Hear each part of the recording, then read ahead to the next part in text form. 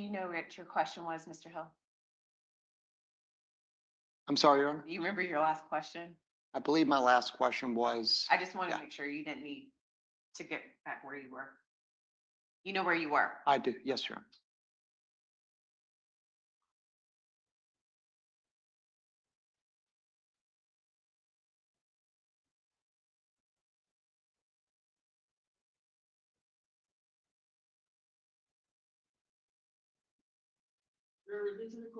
Thank you.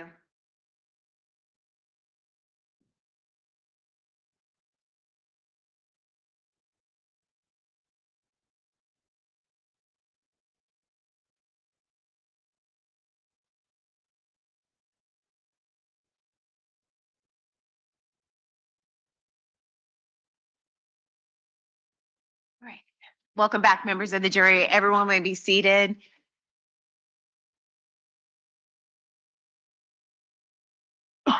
All right, Mr. Hill, you may continue. Thank you, Your Honor. Agent, where we left off was that Juan Biggerstaff had worn a wire in communications with his father. Is that correct? Yes, sir. And when he returned either to the state attorney's office or to where did he actually return after that recording session? I think we met with him out in public. After you had an opportunity to reconvene, did your investigative efforts provide anything specific to Mario Fernandez? Not that I recall. The state asked you about Juan Biggerstaff and a June 2023 police report that was filed. Do you recall that? June 2023. Yes, sir. And that was in regards to Juan Biggerstaff's undercover police vehicle being stolen from his home, I believe it was his police vehicle. Yes, sir. and that it was reported that several firearms were stolen out of that vehicle. I believe it was two, sir. And one of those was a Glock 27, Yes, sir. but it bared the serial number on what was on the report of the Glock 40, the 10 millimeter. Yes, sir. Now you're looking at that inventory that I showed you earlier that was produced after Mr. Biggerstaff was federally indicted. Yes, sir. And I asked you to identify where the Glock 40, the 10 millimeter was, and that was number 7. Is that correct? Yes, sir. And number 6, what is that? As the Glock 27. Okay. And that's what you understood was reported stolen, correct? The Glock 27. Yes. And you would agree that the serial number for the Glock 27 and the Glock 10 millimeter are right on top of each other. Well, real quick, just to clarify, you have a Glock 27 that was reported stolen. If you're saying if that's the same one in this inventory without the serial number, I can't discern that. And I'm not asking you to make that determination. Okay. You've confirmed that a Glock 27 was reported stolen by Juan Biggerstaff in Texas. Yes, sir. And on the report, it listed the serial number for the Glock 10 millimeter. Yes, sir.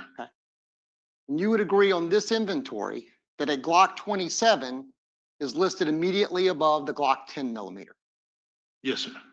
And ultimately, the jury can make a determination as to whether or not those tie to each other, but you would agree they're right on top of each other, including the serial numbers, in some occasion, almost touching each other. Yes, sir. You understood that Mr. Biggerstaff remained a law enforcement officer past June of 2023. I do not know the date that he separated from his agency. And ultimately, Juan Biggerstaff has not been arrested in connection with this case, correct? Yes, sir. Can I have a moment with counsel, Your Honor? Yes.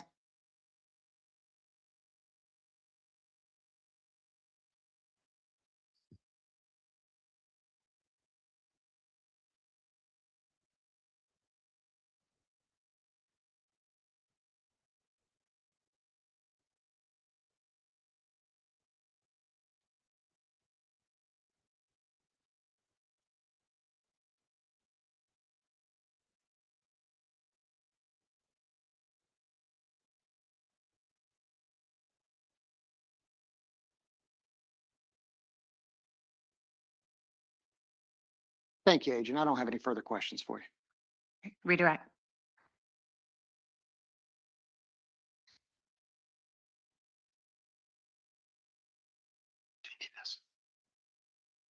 Sure, I'll take it. Thanks.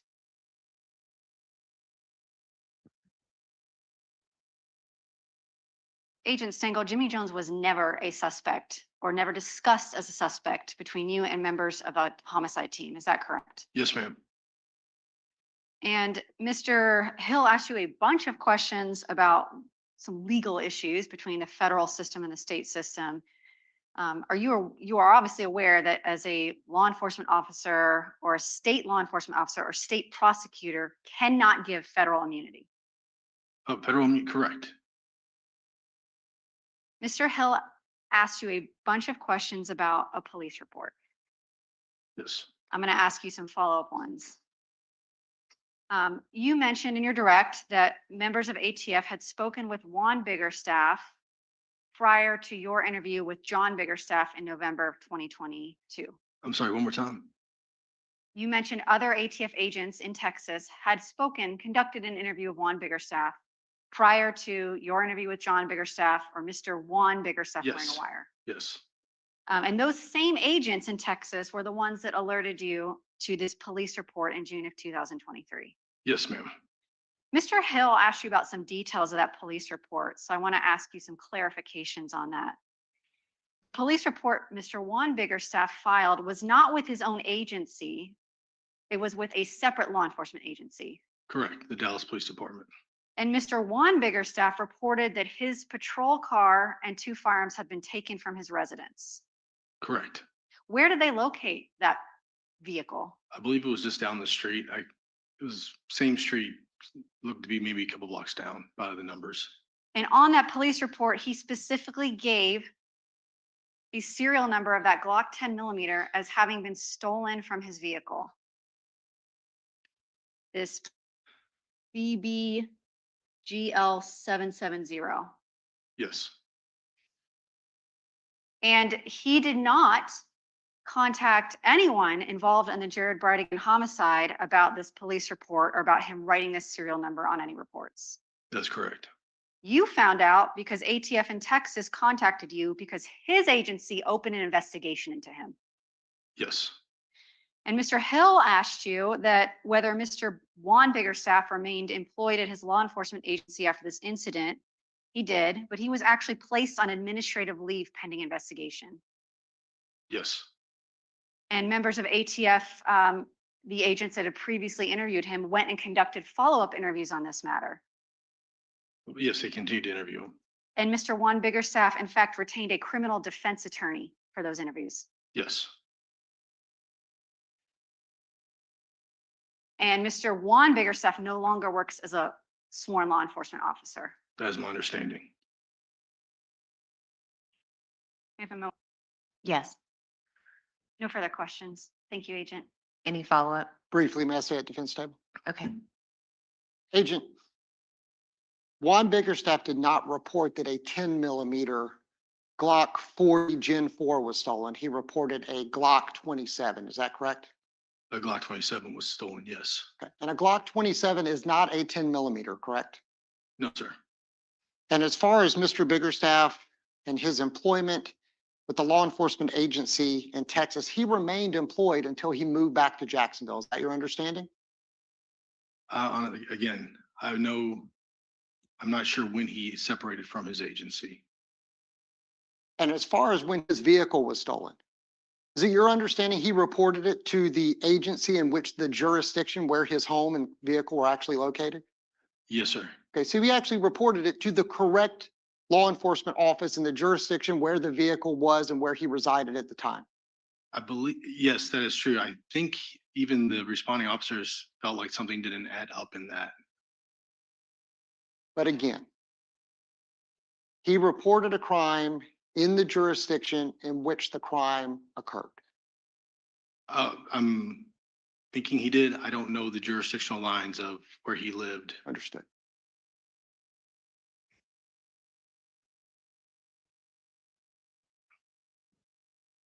But Agent, as you sit here, you have no reason to believe he reported it to a jurisdiction outside of where that crime occurred.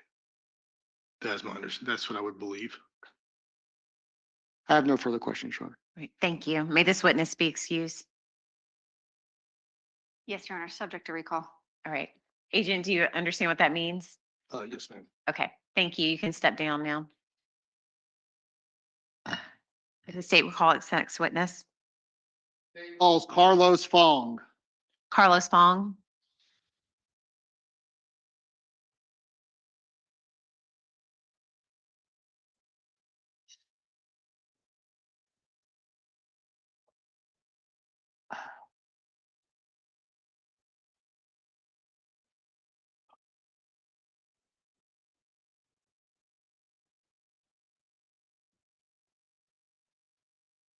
Mr. Fong, good afternoon.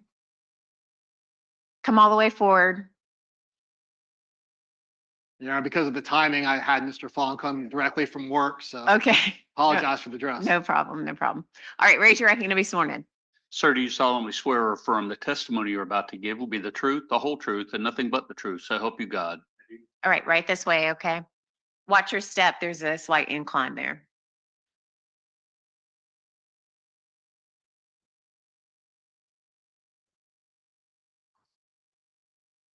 All right, you may proceed. May it please the court. Please introduce yourself to the jury. I am Carlos Fong, last name Phuong. Thanks. It's like you've done this before. What do you do for a living, sir? Work for ADT as an install tech. All right, get right to the chase. Do you know a person named Mario Fernandez? I do. How do you know him? Friends from high school. Do you see him here in court? I do. You say where? You're All right. pointing at the right side of the courtroom? Sitting next to his lawyers? Yes. Your Honor, may the record reflect the Yes, sir. witnesses identified the defendant. Yes. Thank you, Your Honor. So you've known him for a long time. I want to turn back to the 2021, 2022 time period. Did you know his wife, Shanna Gardner? I knew her because they were married. I didn't say I knew her, but I know her by acquaintance. Did you ever speak to Shanna Gardner outside the defendant's presence? No, we were always together. Were you aware of the fact that Shanna Gardner had an ex-husband and children with that ex-husband? I did. Please explain to the jury what you learned from Ms. Gardner in Mr. Fernandez's presence about the relationship Ms. Gardner had with her ex-husband. The relationship was definitely rocky. Okay. Your Honor, it's an adoptive admission. Okay, let me see you at sidebar.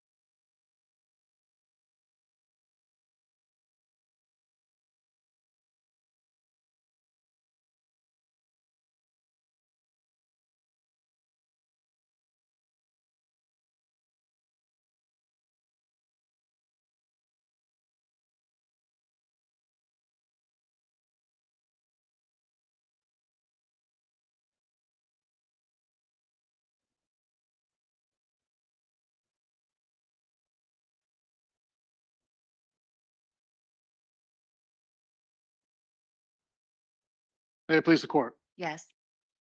So, Mr. Fung, going to those conversations that you had with Shanna Gardner and Mario Fernandez in front of you, were you describing for the jury the types of things that Ms. Gardner was complaining about with regard to her child custody? Just basically the issue they were having with the custody battles that were going back and forth to family court, things like that. Well, describe it for the jury, what you remember. Oh, as far as what she had told me? Sure. Oh, okay. She said that they were going through a nasty divorce when I first met her. That, things with her and Jared weren't well. That it wasn't pretty, mainly because of the child custody. And did Mario Fernandez seem to go along with the flow, so to speak? Did he complain as much about Jared, or was it mostly Shanna Gardner? Mainly Shanna. We never actually talked about Jared at all. I've asked him about him, but he never told me like, oh, this or that. No, it was never brought up. But in those conversations with Ms. Gardner where Mr. Fernandez was present, he would just kind of go along with what Ms. Gardner was saying. Yeah, he didn't really say anything. I mean, it was mainly her talking. Understood. And so knowing that, then I want to turn your attention a little bit about what your knowledge of Mr. Fernandez was before he met Ms. Gardner. Okay? Sorry, let me tell you. No, we couldn't hear because of the cut. What was Mr. Fernandez's job before he met Ms. Gardner? He was in the military. Okay. And then after military? Sorry. After the military? After the military, I was in jobs. I think he was working at Black Hive for a little bit. He was working at Bruno's. So nothing solid. Yeah. Do you know when he met Ms. Gardner where he was working? He was working at Black Hive. And what was he doing there? He was doing maintenance, odds and things for the owner. Okay. Is that a gym? Yes, CrossFit gym. Okay. And that's where Ms. Gardner was working as a coach as well. I believe so. I don't know that. If you don't know, that's fine. Yeah. I don't want you to speculate. And during the course of the next couple of years, did you know if Mr. Fernandez kept that job at the gym? On and off. He would be doing different things for the owner, but it wasn't like a full-time thing. Did you know Mr. Fernandez to have any sort of career? No. I want to now turn your attention to subsequent to Henry Tenon's arrest. There were a couple of phone calls that you placed to the defendant, Mr. Fernandez. Do you remember those? Yes, I do. And you've had the opportunity to look at them, correct? Listen to them. Yes, and Just like, yes. Did you know you were being recorded? Oh, absolutely not. And did, as far as you know, did Mr. Fernandez know he was being recorded? As far as I know, no. Okay. I'm going to play the two calls. I think the jury will be able to figure out just based on your accent, the slight accent, who's who. But I may have to stop you in the middle. The first one, I got to get the numbers. The first one you're going to publish is going to be State's Exhibit 188, which is also referred to as call number 557. What's up, my man? What the fuck is up, ho? What's up, Tim? Where you been? Where you been at, cuz? Hey. So, Yeah. just checking on you, brother. What the fuck is going on with Shanna? Well, she's across the country right now because they moved out there. Because I told you, right? We separated. I know. I remember you told me you got separated, but I don't know. Ruthie called me asking me about what happened with Shanna. I was like, I don't know what the fuck are you talking about. I said, I know they split, but I guess the news is I don't know what you saw. I didn't see nothing on the news, but I guess they're saying something about they think that she might have caused the whole thing about her ex-husband and shit. I don't think so, but Nah, man. Nah. I don't know what the story is. I said, Yeah. Mario Fernandez. That's why I know he's straight. He's just Yeah. Yeah, bro. Like right now. Actually, I'm here in Jack's right now because I'm remodeling the room to my rental property, or remodeling the bathroom.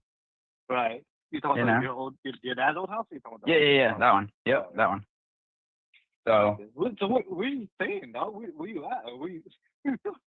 So I've been in Kissimmee, man, and Okay. yeah, because my brother's down there. So Okay. yeah, I kind of jumped at the opportunity because I had nothing left here in Jack, so I was like, fuck it, might as well go. Right. So what she end up doing with the house? She sold it or she just rented it Yeah, out? we're selling it. No, we're selling it. Oh. Yeah, You still got your Tundra, or you got rid of it? you still got my what? You still got the Tundra, or you got rid of it? Oh no, I still have that bad boy, bro. I'm looking for one myself right now, dog. Oh yeah, shit. I'm trying to find a TRD, bro. Ah, okay, hell yeah. So, but I want that lunar gray color, that fucking off gray color. That's what I really Ooh, want. yeah, I don't sure. think. You saw mine, right? Because mine's all white. No, I never got a chance to see it because I've been so fucking busy, bro.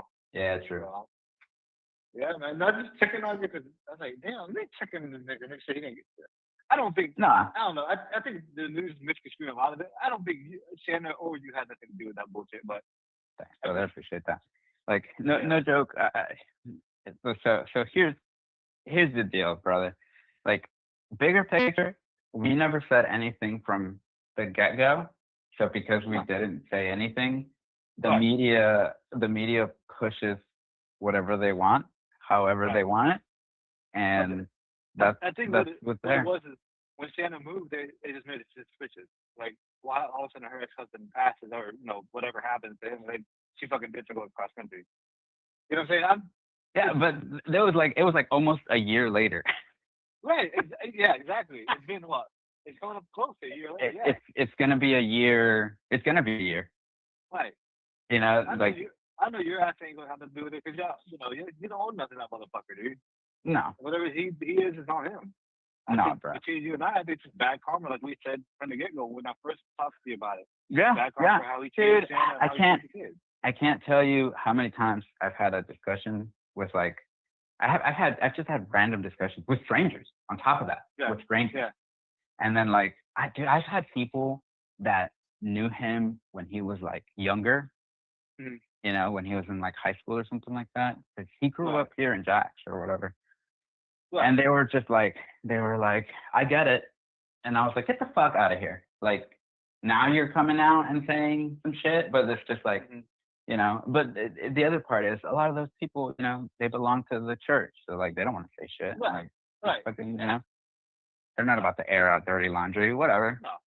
And like now, I'm just, we'll wait to see what the fuck happens. Like, no one seems to have anything concrete.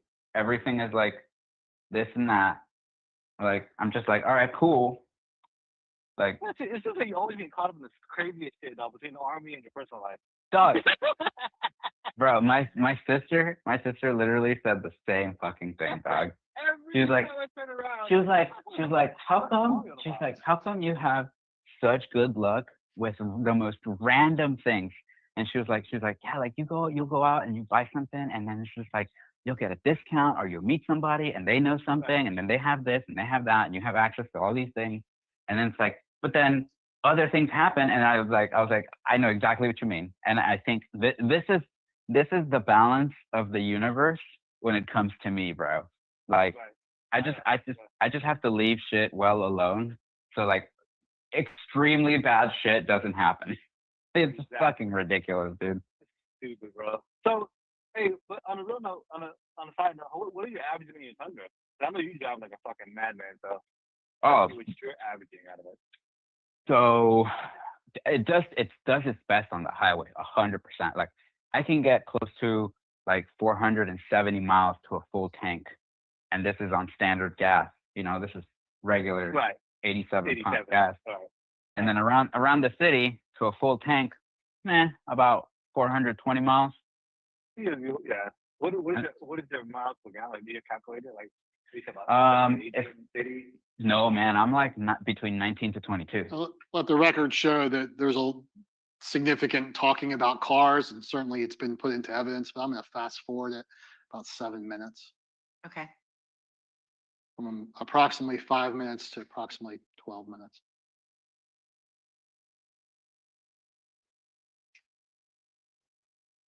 Now I'm starting to also like stretch out his lower back and his legs.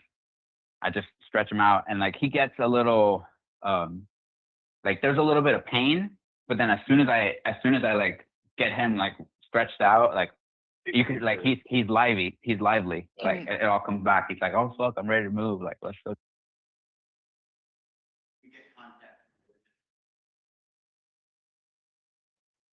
What are you talking about now? I don't know what we're talking about at that point. I know we jumped conversations. I'm so random. So it went from trucks. I don't know where it went to from the trucks to that. I think he was talking about the dog, but I could be wrong. Sugar then.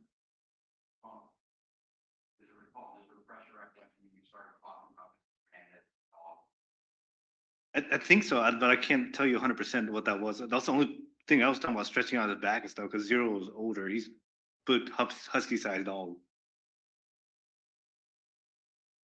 Okay. So yeah, man, he's doing all right. Yeah. That's good, man. Yeah, I just want to make sure you didn't call with no bullshit with that whole situation. Because Ruth had called me about it. I said, I don't news, but I'll call him. I'm still checking my boy. I'm pretty sure he would have called me if he shit was gonna go down. Yeah, man, I would have told my people here, like, hey, like, you know, but you never know, bro. Like, I had mentioned this, because like last year, someone told, bro, I had people apologizing to me because the way our family got painted, it was like they're looking at Shanna for obvious reasons, and then they're looking at me for obvious reasons. But then on top of that, they were like harping on stuff, and then like people, I had strangers apologize to me for media racism. Like people were on social media being racist towards me, and I don't watch the news, so I didn't pay attention to it. That's okay. You know, it's like I was just like, well, you know, like all I could say was like, well, racism is real. You know, like I live with it, I understand it. What I don't want to happen is some bullshit for whatever reason happens, and then they look at me on just the inclination because I'm fucking Hispanic. Yeah. You know what I mean? And then all of a sudden I have to fucking go through this round robin circle of bullshit because okay, well, the military, you fit this profile and stereotype. So fucking now we gotta do shit with you, and it's just like, like that's the one thing, dude. I haven't talked to Ruth in years, bro. Yeah, I know. How's she doing? Okay, obviously, the entire call is played in, but I don't think the state needs to publish any more of that. We'll now go to the second call, and I guess I didn't make it clear. Mr. Fung asked a question. These calls took place January 24th and January 25th of 2023. Yes, sounds about right. Yeah. We'll now publish State's Exhibit 189.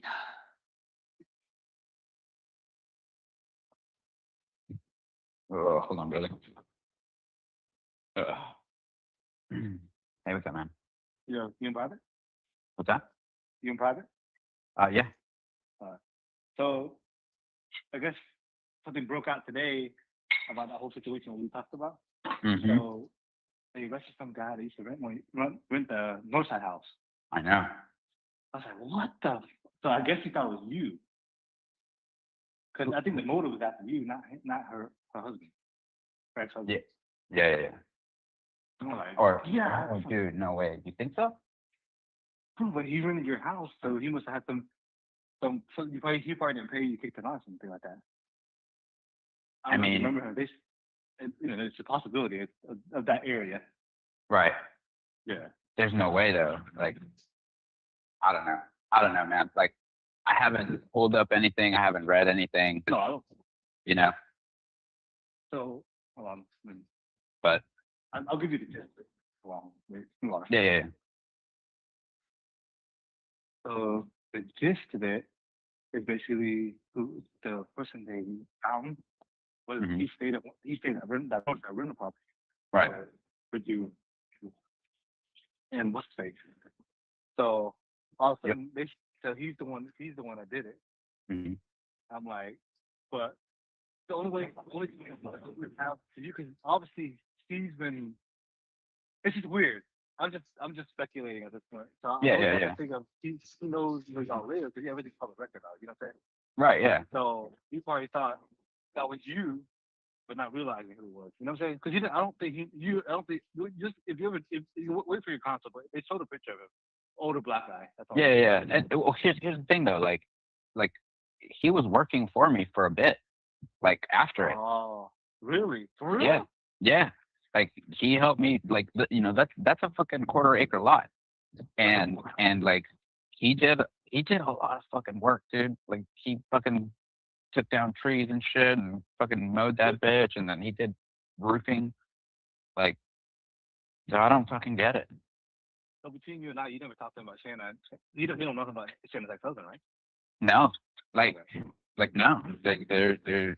I'm trying No to. reference. I mean, I'm honestly trying to remember, like, I have to like think of like any recollection of Right. Right. of any conversations I'm gonna have with the dude. But it's you like, wouldn't have, but you wouldn't have you wouldn't have any pictures of him or anything like that. You know what I'm saying? yeah, no, You know what I'm saying? He wouldn't know anything about that. yeah, no, It's just fuck no. crazy. It's just crazy. All of a sudden, they go to blaming Shanna for it, and all of a sudden, next day, literally they broke out saying they arrested somebody for his murder. I'm like, what the fuck is going on with this bullshit? Yeah, I don't know, won't dude. get into it, but I just wanted to. Yeah, 100%, What the 100%. fuck is going on, dude? I'm so twisted right now. Yeah. Like I'm waiting to see how it's gonna turn out because I already have media reaching out to me and stuff, and it's just like there's nothing for me to say right now because there's nothing for me to say. No, I'm not going to. Yeah. No, fuck no, bro. Like, it's just another day in the shit show, dude.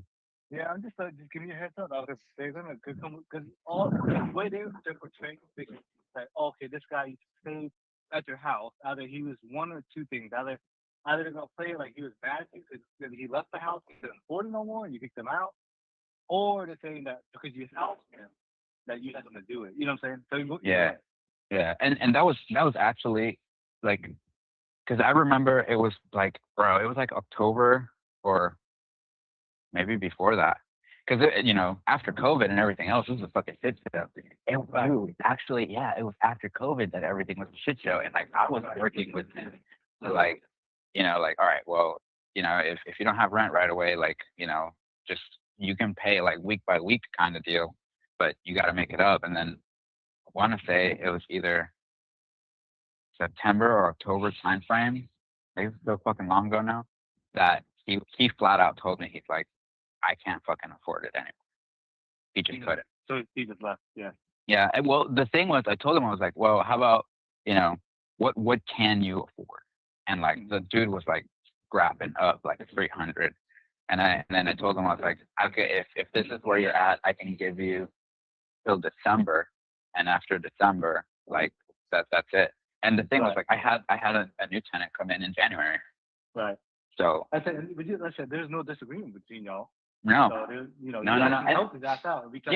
Yeah. And that's what I'm saying. Like I helped the dude out, and then after that, like I remember for like all the shit that he did for the place and everything else, I remember reaching out to him. I was like, hey man, you want to fucking knock out some work and make some money? Because every estimate I was getting, like, dude, bro, just to do, like, somebody gave me an estimate for a single tree, and it was like $3,000, and I was like, yeah, no, go fuck off, dude, no fucking way, you know what I mean? So I was like, hey, you want to fucking knock off some branches and fucking plow this bitch to the ground, and that's what he fucking did. But you got rid of that property now, didn't you? Yeah, I fucking sold it. Right. You gotta do that too. Yeah, I had to do what I had to fucking do. So, oh man, yeah, I'm waiting because, that way we can see what the fuck's gonna happen. Before, yeah. Just keep your keep your eyes peeled, dog, because them motherfuckers are fucking vultures. All the motherfuckers are. Oh, dude, 100%, man. This shit's gonna like. I mean, they following Shanna all the way in fucking Washington State. They talking about they saw her get out of the grocery store. I'm like, what the fuck? Like they for sure they're gonna follow your ass too. So keep your eyes peeled. Oh, 100. Yeah. Oh, I know. Like, I'm not the one though. I'm saying. Yeah. I know, but the way they're portraying it, I don't. Right as of right now, they're not gonna say nothing, but they're gonna dig farther. I don't think. Oh, yeah. They're already. Yeah. They're gonna paint it however they're gonna want to paint it, and then obviously it comes down to whatever the fuck, is said afterwards. So exactly. Yeah. From what I didn't dig too far. I just saw it like sitting in my van eating like, what the fuck? but just give me a heads up real quick. Yeah, dude. It's just the whole thing is just funny because from the outside perspective looking in, that's Mhm. the way I see it. Like, Yeah. you know, like, you know, if Yeah. nobody knew you. It's a 50-50 swing looking at it that way. But the other part, it's actually not even. It's more like it's like a three-way split, because then Right. there's this guy, then there's me, then there's Shanna, Right. and then Yeah. like, you know, unless somehow the widow fucking is tied to this man somehow, like I don't fucking know. I think old girl, his family is digging. They're one hand. Oh, I bet, but Yeah. but it's not because they're interested in what happened to the guy. They just want to do it out of spite, Right. you know. Right. Yeah. Ah, fuck. Here we go. Crazy. No, All right, but let me get back to. Yeah, yeah. I just want to give you a heads up. yeah, I'm about to head out and fucking get back to work. But all right, bro. To get Thank you. back to it about. All right, bye. Yeah, for sure. Thanks, man. Thank you. That's all the questions I have. All right, thank you. Cross-examination.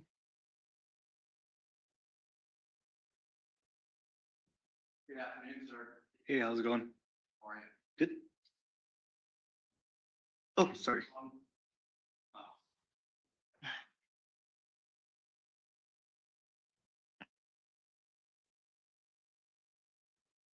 You and Mr. Fernandez are friends, correct?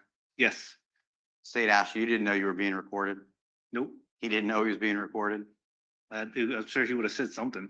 I know it's obvious, but you called him. He didn't call you, right? Correct. And it was because you heard some stuff about the media, right? Right. Would you agree that most of what you were talking about was what the media was reporting? You were telling him, and then he was responding what he had heard through the media? Correct. Okay. And did you think that he made any admissions to you? No. Did he seem different on that phone call than he had seemed any time before? No. We're normal. In the first call, you start talking about that the media is reporting something with Shanna, the wife, right? Right. He tells you they had separated. That was true, correct? Correct. He tells you that she moved across the country. That's true, correct? Correct. Did he seem concerned that you were asking about this? No, because he would have told me out like, what, it's not your problem. Right. It's just Mario's that type of guy. Yeah. And he chatted with you to the extent that he knew anything, right? Correct. And then he started talking about like Toyota Tundras, right? We talk about trucks. That's all we talk about is trucks outside of life. But yeah, Right. trucks a lot. On that whole call, I mean, the state decided to fast forward, and it's their evidence and their direct examination. They can do whatever they want. But there's like 7 or 8 minutes where you guys are just talking about you wanting to buy a Toyota Tundra and him owning a Toyota Tundra and gas mileage and modifications and friends of yours that were in the military. You guys were talking about all sorts of stuff, right? Correct. Okay. And never one time did you feel like he admitted anything to the participation in the death of Jared Bridegan, correct? Correct. Before I get to the second call. Oh, and Mr. Fernandez owned dogs, Yes, he had one. one big dog, Yeah. and he was a little older, right? Yeah. Zeros like 10, maybe 11 at that time. And at one point on the call, you guys were just talking about how that dog was doing, right? Yeah, because I know he, I hung out with the dog. I knew the dog well, and as they get older, a bigger dog, they get stiff and arthritis and things like that. Okay. And Mr. Mizrahi started saying that while you were friends, there were times or a time where you were around Miss Gardner where she was griping about the co-parenting issues she was having with Jared Bridegan. Do I understand that correctly? Correct. But do I also understand that Mr. Fernandez never talked to you about that? I never cared to know his side of the story. I never asked. And he didn't seem to really care, right? To my opinion, no. I mean, he wasn't, in fact, you specifically said, he didn't jump into the conversation and start dogging Jared Bridegan, right? No. He just sat there and listened to his current wife griping about her ex-husband. Do I understand that correctly? Correct. You think that's unusual that an ex-wife gripes about her ex-husband? Or excuse me, a wife gripes about her ex-husband? Depending on how bad the divorce was, yes. And she told you it was bad, right? But she did. Okay. She didn't hide that from you, right? Nope. Okay. So then there's a second call the next day. You had learned through the media that Henry Tenon had been arrested. Correct. And then you called Mr. Fernandez and you asked him, they're saying that guy used to live in one of your properties, right? Correct. Did he deny that to you? No. Was he like, I don't know this guy? No. Was he like, did he try to distance himself from Mr. Tenon?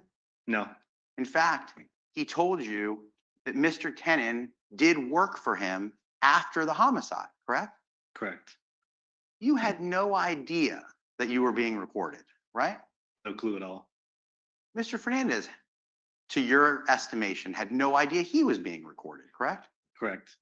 And he just happened, and this phone conversation is about 11 months after the homicide, correct? Yes, the time frame. Yeah, sounds about right. And he just happens to tell you, man, this guy did some landscaping for me, right? Correct. Did you know that the checks, there's 3 checks in this case, that Mr. Fernandez wrote to Mr. Tenon?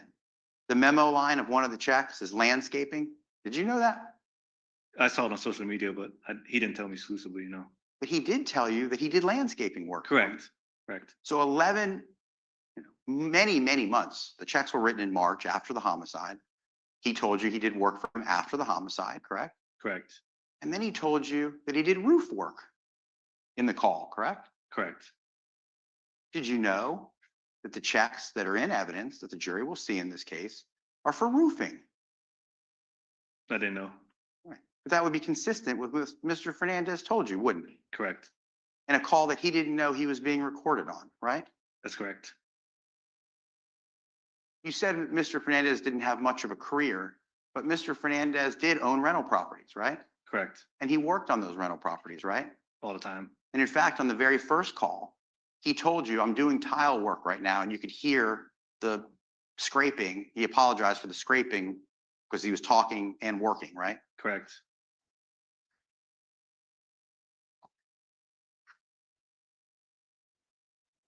It's no secret that Shanna Gardner's family was extremely wealthy, correct?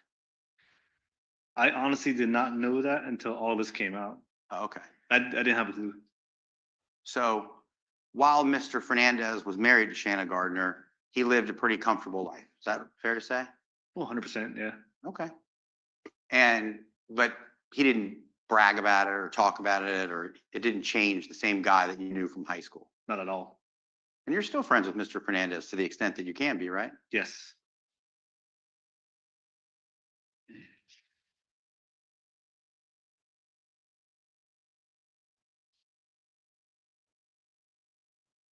In the second call, did he seem overly worried to you?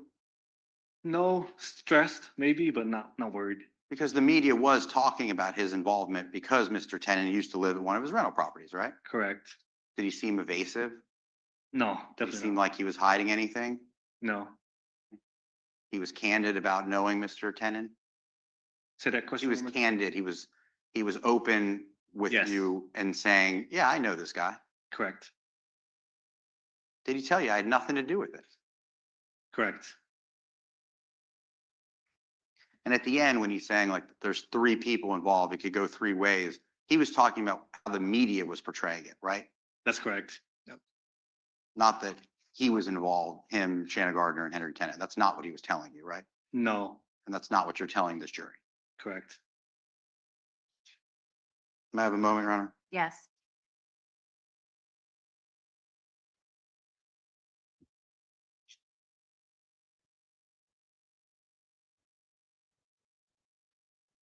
He also did tell you, I'm trying to remember, because it had been a long time, he didn't remember like every detail, right? Right. So if he didn't tell you every detail about his relationship with Mr. Tenon, it was just, he admitted, he's like, I'm trying to think back to my conversations with the guy, right? Correct.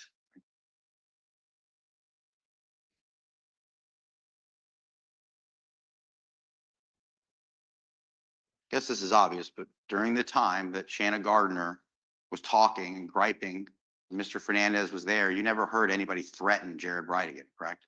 No, You never heard anybody trying to plan his murder, correct? no, Nobody ever asked you to provide a firearm in connection to this murder. absolutely not. Mr. Fernandez never asked to change cars with you, or he never asked you in any way to participate or cover for him in this homicide. No, And lastly, when you said, "Hey, where are you at, man?" He told you, "I'm in Kissimmee, Florida," right? correct. Where does his brother live? Kissimmee. That add up? Oh, yeah, absolutely. And he was still working on another rental property that he owned at the time because he had sold Potomac, Correct, because Mr. Fernandez owned more than one rental property, right? correct. And before he met Miss Gardner, he had rental properties, correct? He did. So it's not some like miraculous gift that he got because he married Jared Gardner. That was kind of the business he was in. Correct, And then he supplemented his income by working at gyms or doing handyman work and things like that. correct. Thank you very much, Mr. Funk. Thank you. Mr. Mizrahi? If it's called, well, to those medical properties, you know about two of them, right? Two Yeah. rental- Yes, correct, One is White Forest, which is in the Sandalwood area, which used to be the defendant's house. correct.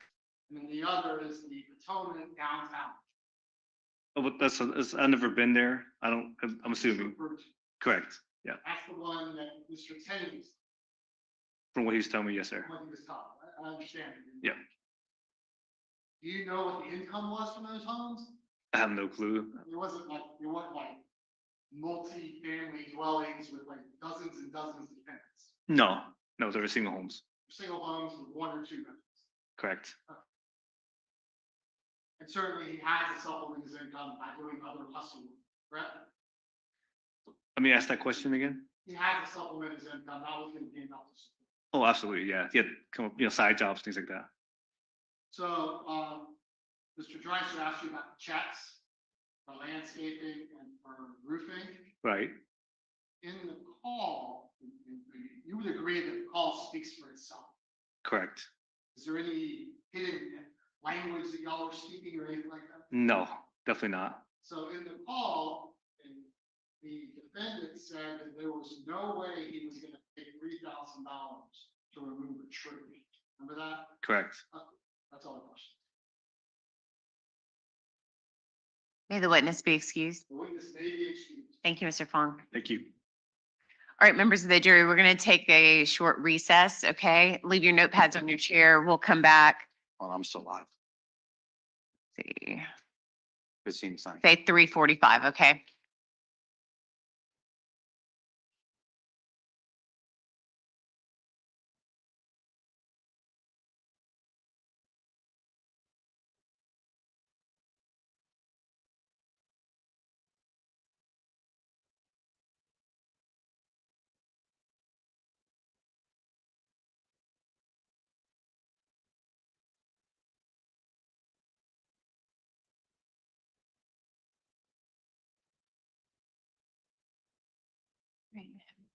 Please let the record reflect the jury's left the courtroom. The court's in recess until 3:45.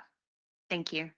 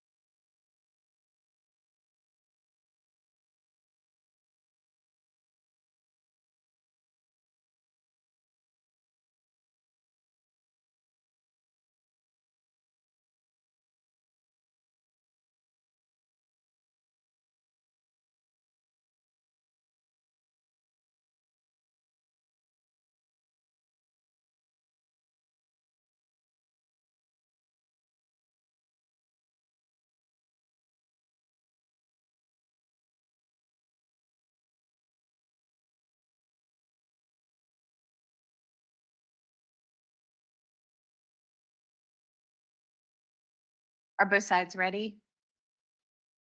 Okay.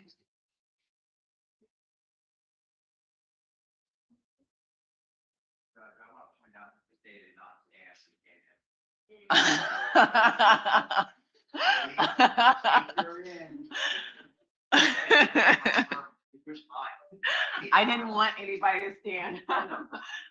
Sometimes I like to sneak in, sneak out. If you could give Shannon any time away from our office and put her in jail, she'd probably take it. Volunteer submission. Do we need to get the gallery back in, right?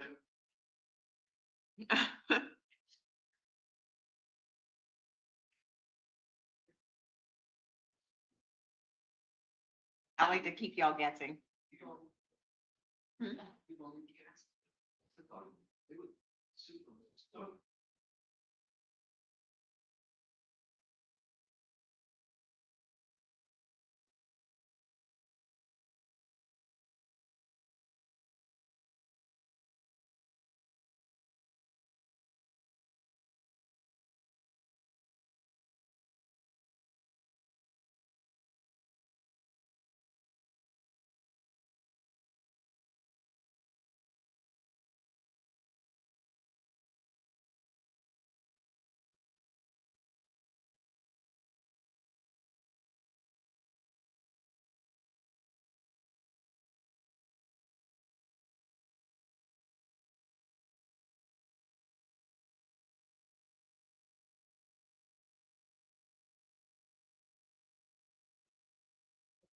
Need to get Mr. Holman. He's holding in the hallway.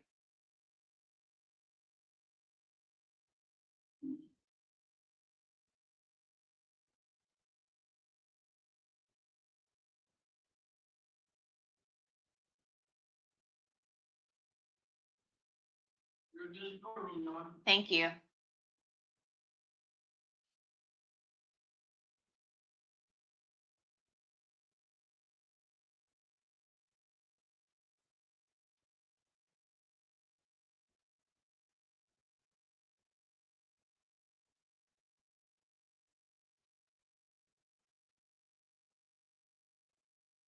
Right. Welcome back, members of the jury. Everyone may be seated.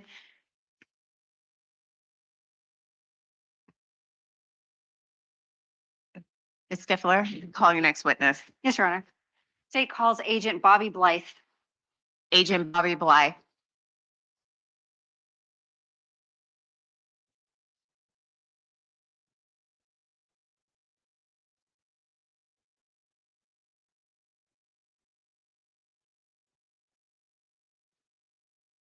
Good afternoon, Agent.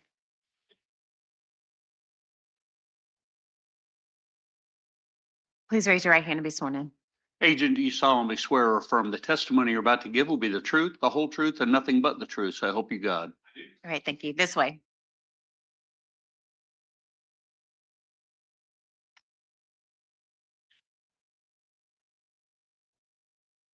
Okay, you may proceed. Thank you, Your Honor. Good afternoon, sir. Could you please introduce yourself to our jurors? Good afternoon. My name is Bobby Blythe. I'm a special agent with the FBI here in Jacksonville, Florida. Agent Blythe, how long have you worked for the FBI?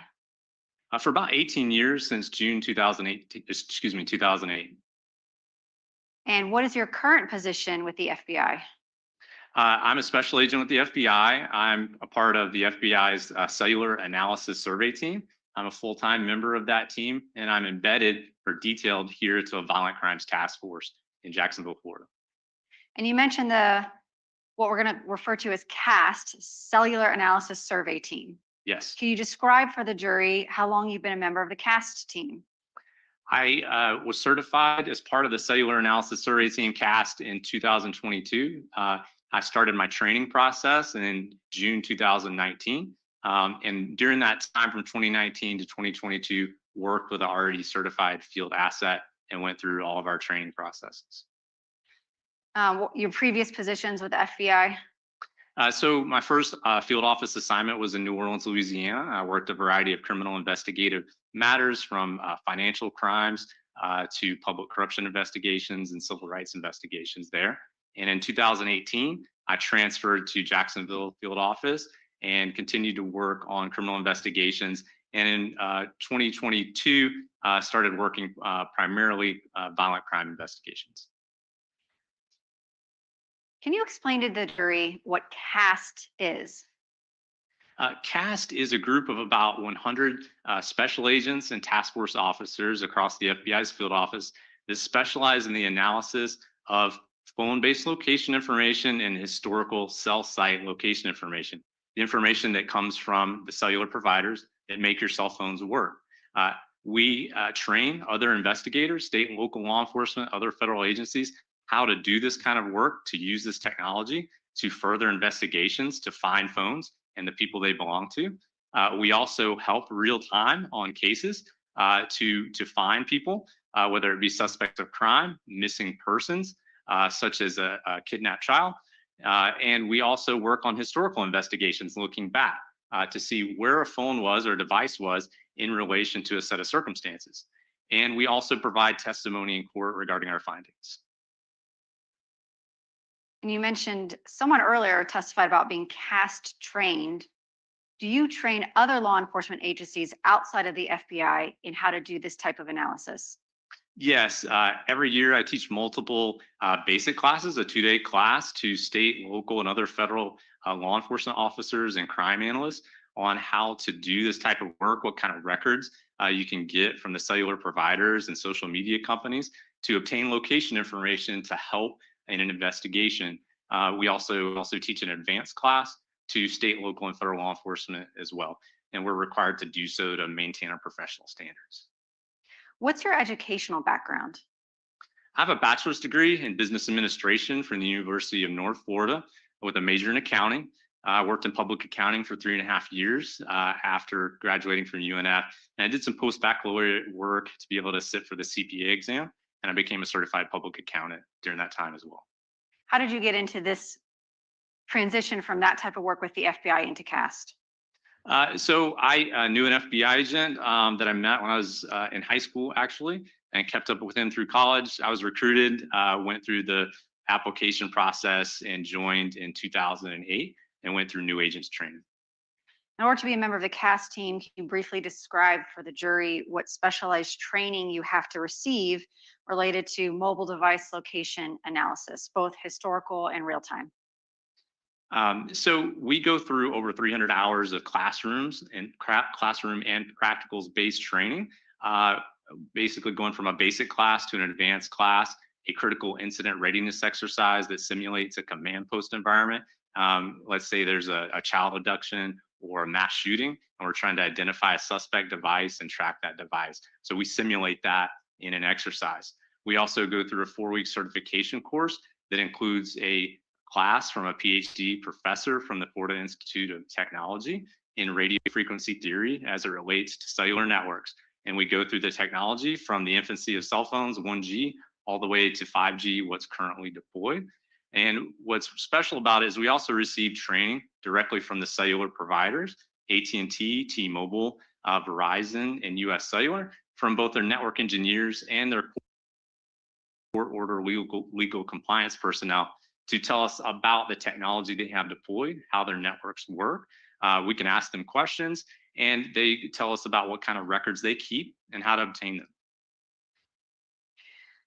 Approximately how many times in your career do you believe that you have analyzed call detail records with location information, historical, I'll start with that, historical records? More than several hundred times.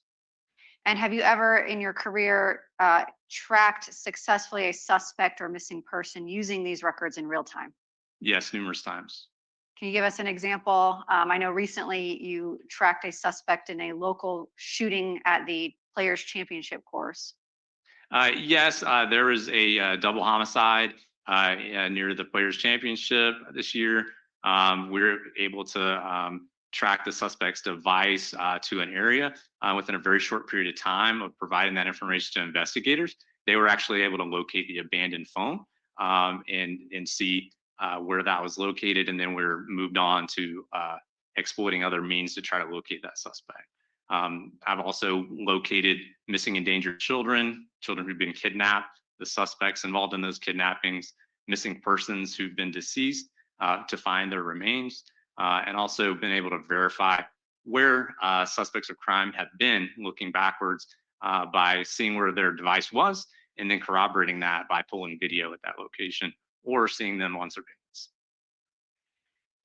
And you mentioned that part of your job duties are also to testify in court. How many times have you testified in court related to your work as an expert witness? About 55 jury trials in state and federal court. Your Honor, at this time, the state is intending to elicit opinion evidence from Agent Blythe as an expert in his field, and I would allow the defense any voir dire. Any questions? Oh, no questions, and we agree that he's an expert in his field. Okay, you may proceed. Agent Blythe, we're going to give the jury a little bit of an education. Can you explain how cell towers work? Yeah, so on the left, you can see 4 common configurations of cell phone towers, as they're commonly called in our area. There's a traditional metal pole with 3-sided array of antennas on top that you can see at the top left. They can be disguised as a fake tree or other items. There's a flagpole on the top right, or they can be mounted on different sides of a rooftop to create the 3 sides of a traditional cell phone tower. On the right side, you'll see a diagram. It shows the directions on a compass, north, south, east, and west, and also shows the degrees. At the center, you'll see an overhead image of a cell phone tower from above. There's a dot at the middle of that. So on the maps you'll see today, you'll see a dot like that. That represents the exact location on Earth of the base of that cell phone tower. And then you'll also see these wedges here that represent the outline of a sector as designed by the provider to give coverage in a specific geographic area. Those sectors or sides of the tower are aimed in a particular direction called an azimuth. They use the degrees on a compass to aim the center of those sectors. And so I use that information about where the tower is located and how they're aimed, how many degrees on a compass that the center line of that sector is aimed to create a visual representation of the cellular network activity for that device and an approximate location. And I should mention that this is State's Exhibit 182. This is the introductory slides in your report, which we'll get to in a moment. Yes. So the towers are divided into sectors. How does the division into sectors produce location data in call detail records or call records? So most of the towers in the United States are divided into 3 sectors. So if we only had the tower, we could just draw a dot on a map and say the phone used that tower. But with sector information, we know which side or sector of the tower the phone used at a given time for a specific communication. So we can draw that outline of that sector and show what side of the tower the phone used, which shows a more precise location than just knowing that the phone used the tower by itself. And also just wanted to point out that on the sectors you'll see drawn, there's this arch and a shaded area on the inside.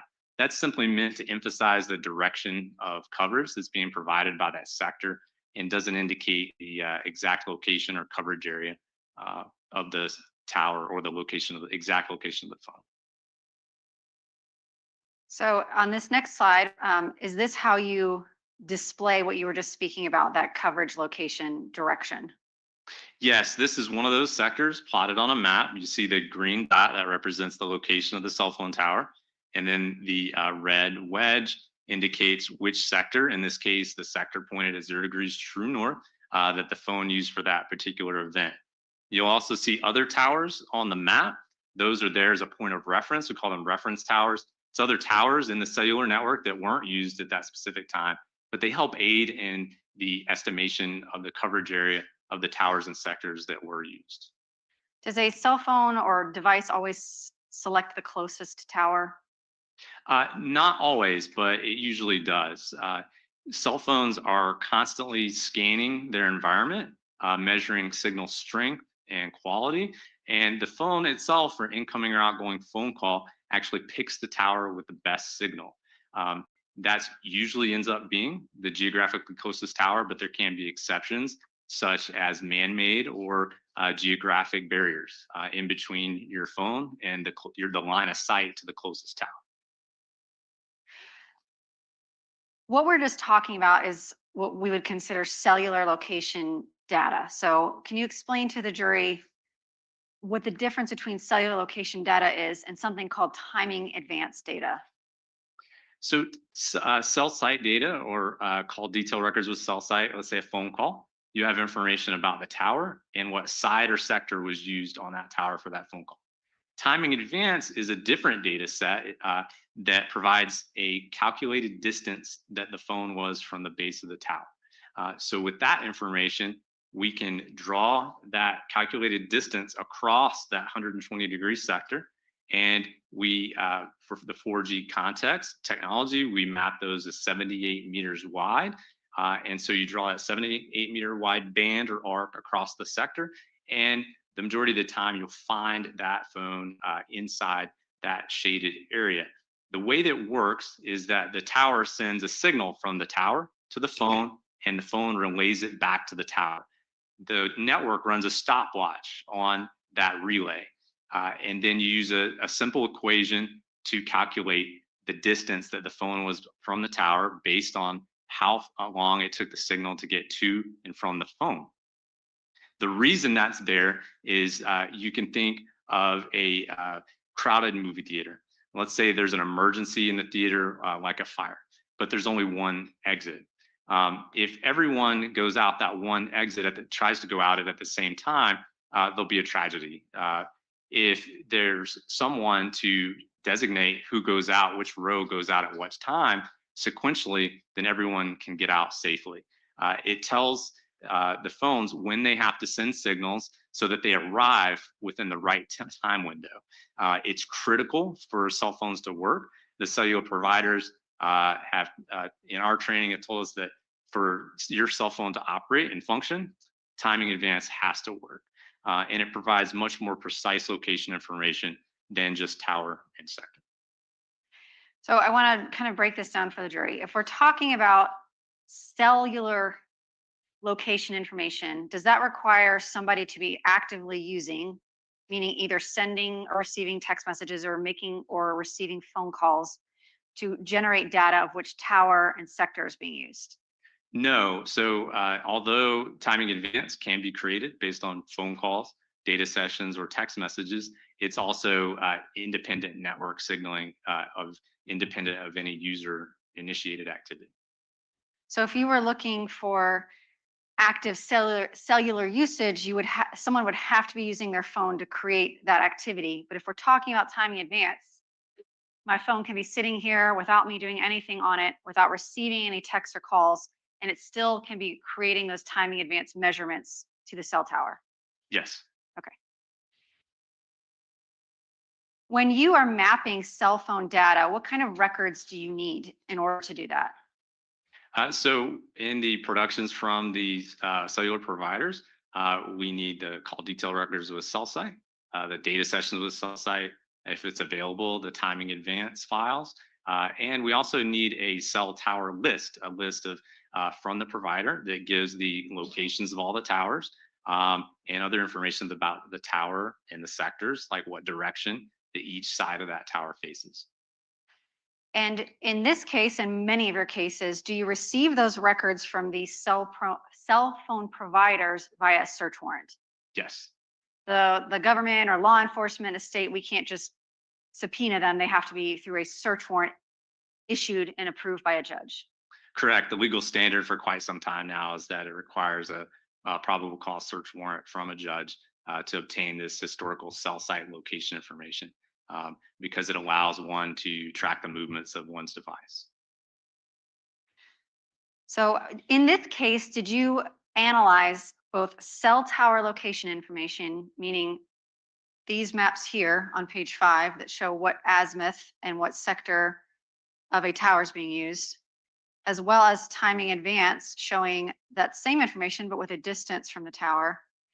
Did you have both types of data available to you in this case? Yes, for one of the devices. Do phone companies keep this timing advanced measurement data as long as they keep other cellular data? No, they don't. Do you know what the retention periods are for cell providers in general? I do, yes. And what are those? So for timing,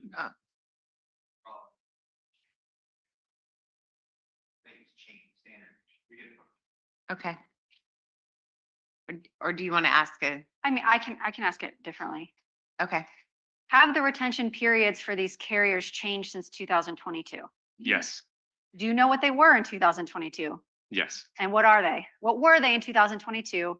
Let's start with T-Mobile. What was their retention rate in 2022? For timing advance, it was 90 days.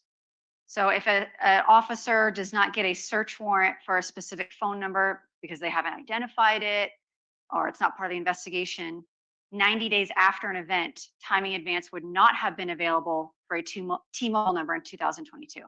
No. What about AT&T in 2022? In 2022, AT&T did not produce timing advance information to law enforcement pursuant to search warrants. They've since have begun doing so. Did you receive another type of data to analyze in this case, Google location history? Yes, I did. And can you explain to the jury where Google location history comes from? So Google location history comes from the phone's operating system, the location services function on your phone. The phone is a very smart device that has a function feature called location services. The applications running on the phone are constantly asking location services, assuming it's turned on, for location information.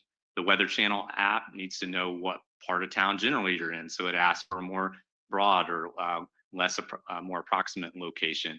But when, let's say, you get in Google Maps and want to navigate to a specific location, it wants the best location information, which is going to be usually your phone's GPS receiver or Wi-Fi based location information. So when the applications on your phone or using Google products themselves are querying the phone's operating system for locations, those locations are provided to the applications. If you're opted in to timeline or location tracking with Google, then that information at this time was transmitted and stored in Google servers, and it's also stored on in your phone's operating system. So we have three types of data available in this case. You have your cell tower information, like we see here on slide 5, timing advanced data that you mentioned you were able to obtain for one of the numbers you analyzed, and Google location history. Can you explain to the jury, I'll start with this one. How precise is this data, and can you provide an exact location for device, beginning with cell site location information? So tower and sector, cell site information is an approximate location. Well, how approximate? It depends on the tower density of the geographic area you're located. If you're in downtown Los Angeles, California, where there's towers every 2 or 3 city blocks or more, it's very precise. It narrows it down to a much smaller area. If you're in a rural area where towers are 8 to 10 miles apart, it's a much more broad area if you just have tower and sector. So during let's say a phone call, and you have the tower and sector or side of the tower that was used, the phone has to be somewhere inside the coverage area for that tower and sector. And that's in many ways defined by the tower density.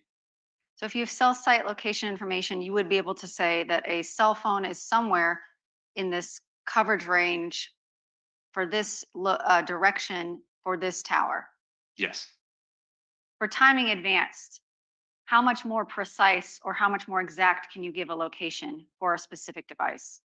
Yeah, so we know that generally the phone's going to be somewhere inside the shaded area of the 78 meter wide band that we can draw across that sector based on the calculated distance. And we also know that the phone, because of various variables in the real world, we know that the phone could be 1 to 2 bands inside of that. And then for Google location history, can you provide a more precise or more exact location for a device with this type of data?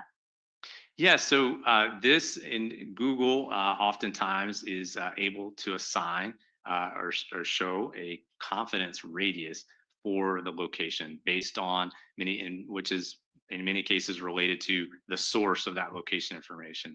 GPS, global positioning system data, being the best, usually 3 to 10 meters. So that's going to be a much more precise location on Earth about where that phone is. So let's say you have a 10 meter confidence radius location, You have a latitude and longitude. You can draw that specific point on a map, and then you would go 10 meters out on one side from that location, and then draw a circle all the way around that location. That's the confidence radius, and you can see an example of that here on the right. Thank you, Agent.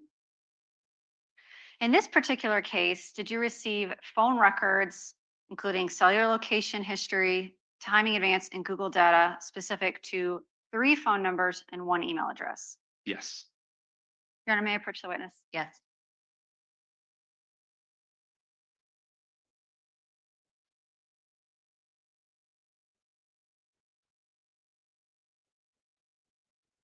Actually, I'm going to use the evidence card for this.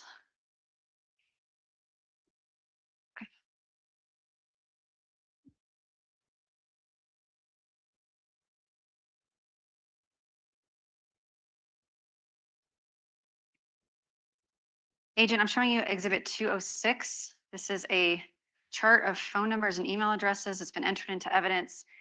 And Is it published? yes, been entered into evidence.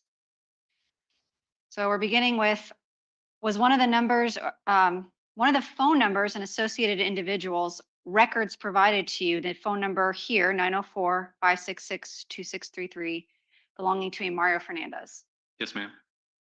Did you also receive 2 phone numbers belonging to 2 different devices with 2 different IMEIs for an individual by the name of Henry Tenon? And the numbers here, 904-801-7612, 904-442-0513. Yes, ma'am.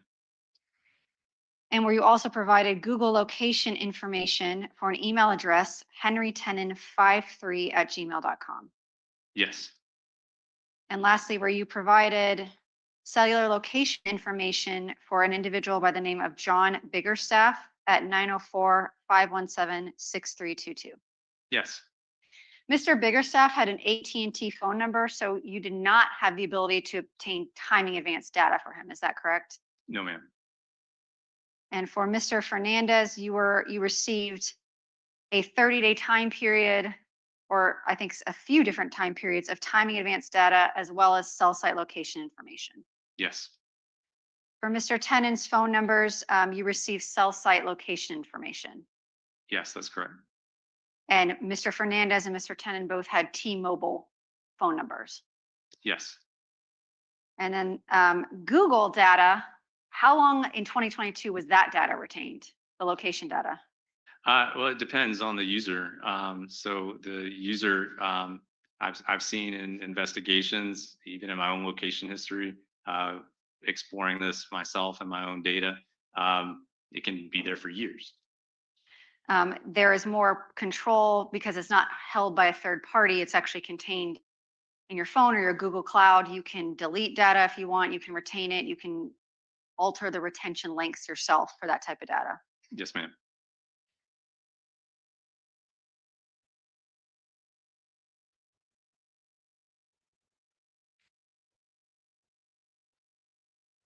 And I'm going to show you some items that were provided to you to do your analysis, beginning with State's Exhibit. Stickers are covered up. 180. These are the disc with a letter from AT&T for toll records for John Biggerstaff. Yes, ma'am. State's Exhibit 179, toll records and a certification from T-Mobile for Henry Tenon.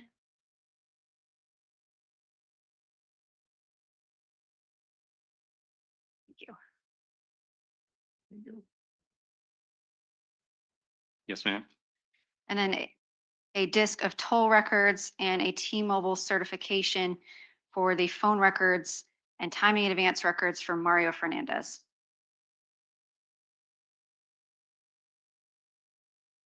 Yes, ma'am. And then you also received Google data, location data from a Google return from Mr. Henry Tenon, State's Exhibit 181. Yes. And lastly, the detectives provided you as well to include in your mapping some license plate reader reports from the St. Johns County Sheriff's Office for a specific date, January 29th, 2022. Yes, that's correct.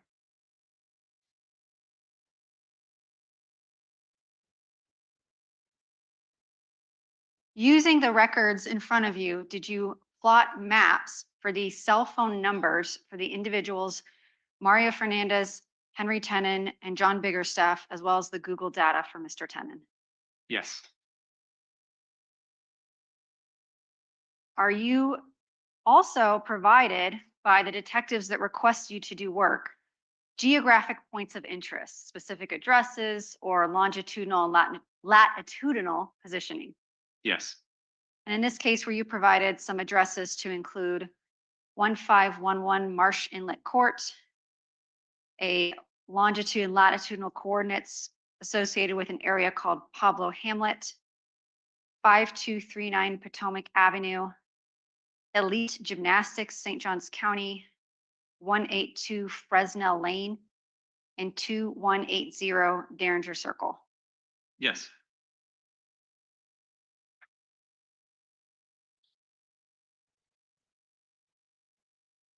When you receive those phone records that you have up there, states 178, 179, 180, if the jury were to open them, they would see the time and dates of the cellular activity and timing advance is in something called UTC. Can you explain Yes. to the jury what UTC means?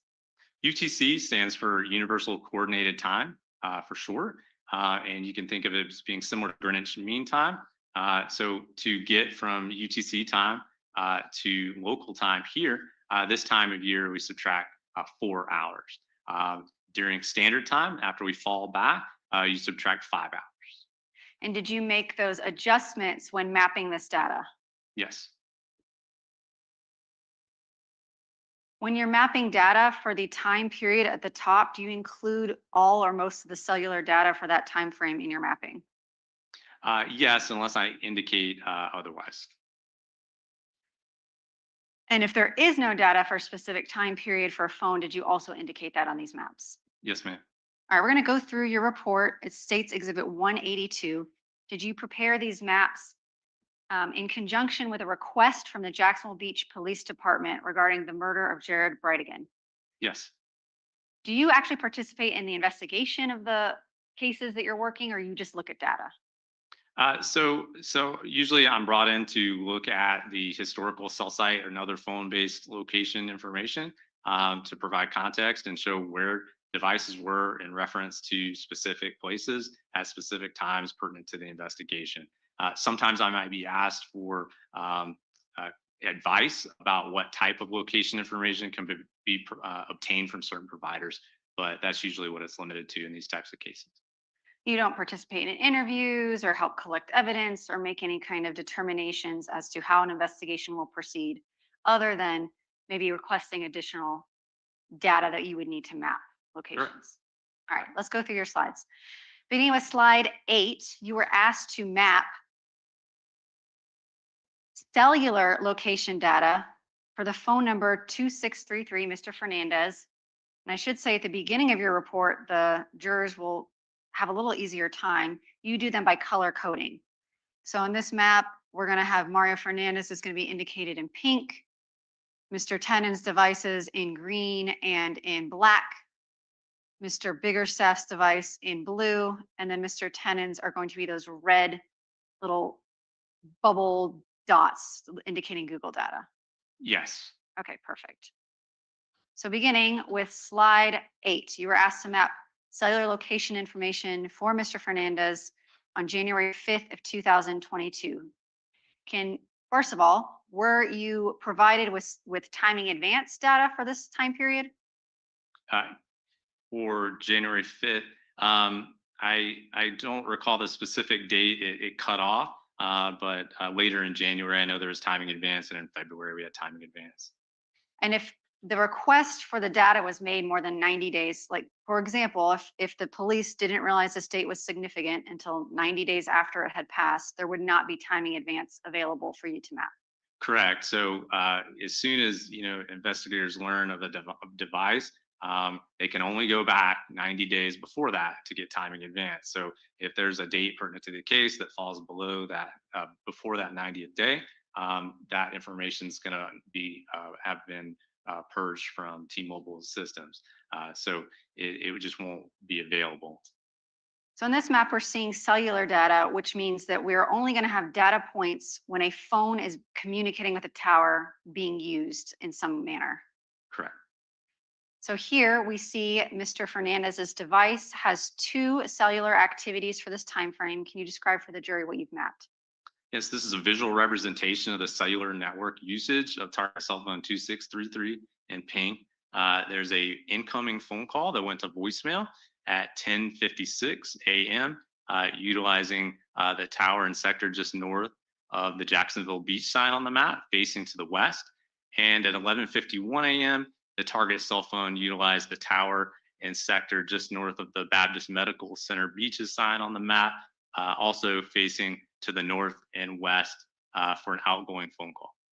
And these other green dots that I'm circling here, those indicate the location of other T-Mobile cell towers back in 2022. Yes. And when you map cell location towers, towers can change, they can build new towers, move them. Do you always use the tower list from the year that you're mapping? Yes, we use the tower list closest in time to the time of the incident because the network changes over time. Moving on to slide 9, we have a map here for a phone number 7612 associated with Henry Tenon and Google location data for henrytenon53@gmail.com for January 5th, 2022. Before we get started, I want to ask about this box up here. That is in reference to Mr. Fernandez's phone number 2633. What does that mean? Yes, there's no mappable activity for the target cell phone during that time frame with tower sector information. So we can say this device, the data for this day that was available for you to map, we can say the device is in the Jacksonville Beach area between 10:56 a.m. and 11:51. For this time frame, we have no data to say where that phone's located. Yeah, so cell site is our snapshots in time. So they show an approximate location. I can show an approximate location based on those usages on the previous slide for those 2 specific points in time. So for Mr. Tenon's cellular device and his Gmail account, which was linked to one of his cellular phones, can you explain what your mapping indicates to you, in your opinion, based on your training and experience? So this shows the movement of the target device, the device using the Gmail account and the target cell phone 7612 in green away from the Tenon residence, the area of the Tenon residence, 5239 Potomac Avenue, south and east, and then east towards the Jacksonville Beach area by 5:57 and 11 p.m. indicated here on the right side of the map. And this flag you have here corresponds with the legend. That was an address provided to you by detectives in the case. Correct. Same with what we're going to call Fernandez residence, the location of interest as Pablo Hamlet, and the location of the crime scene on Sanctuary Boulevard South. Yes. And we're getting a more close-up view of Mr. Tenon's Google location data on January 5th. Again, we see this box here. And can you explain again what that means as it relates to this slide?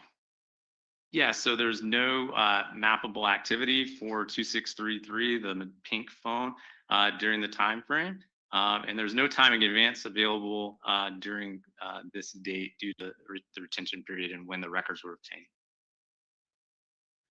So no cellular data means that there's no user-generated cellular activity at this time frame. Correct, or incoming activity that would generate cell site. So 2633 is not making or receiving any calls, sending or receiving any text messages at this time frame. So with T-Mobile, they don't retain cell site for text messaging. We'd have to look at those records, but for the phone, there's no phone calls incoming or outgoing generating cell site during this time. In regards to Mr. Tenon's geolocation data, can you explain to the jury your opinion based on your training experience, what is indicated by this slide? So this shows the movement of the target device accessing henrytenon53@gmail.com moving south between 5:58 and 6:06 p.m. along South 15th Street, and then turning on Fairway Lane. And these boxes indicate the time for this particular point. So these correspond. Correct. Slide number 11. This is going, your arrows indicate reverse. So we're going further along in time. So we see activity going this way, and the next slide, the device appears to be moving back where it came from. Yes, the blue arrow on the slide I provided shows the direction of movement, and you can see the call out box for each event next to it with the time and the confidence radius assigned by Google to that location. So explain to me this R3M here, that is a confidence radius. What does that mean as it correlates to these individual points?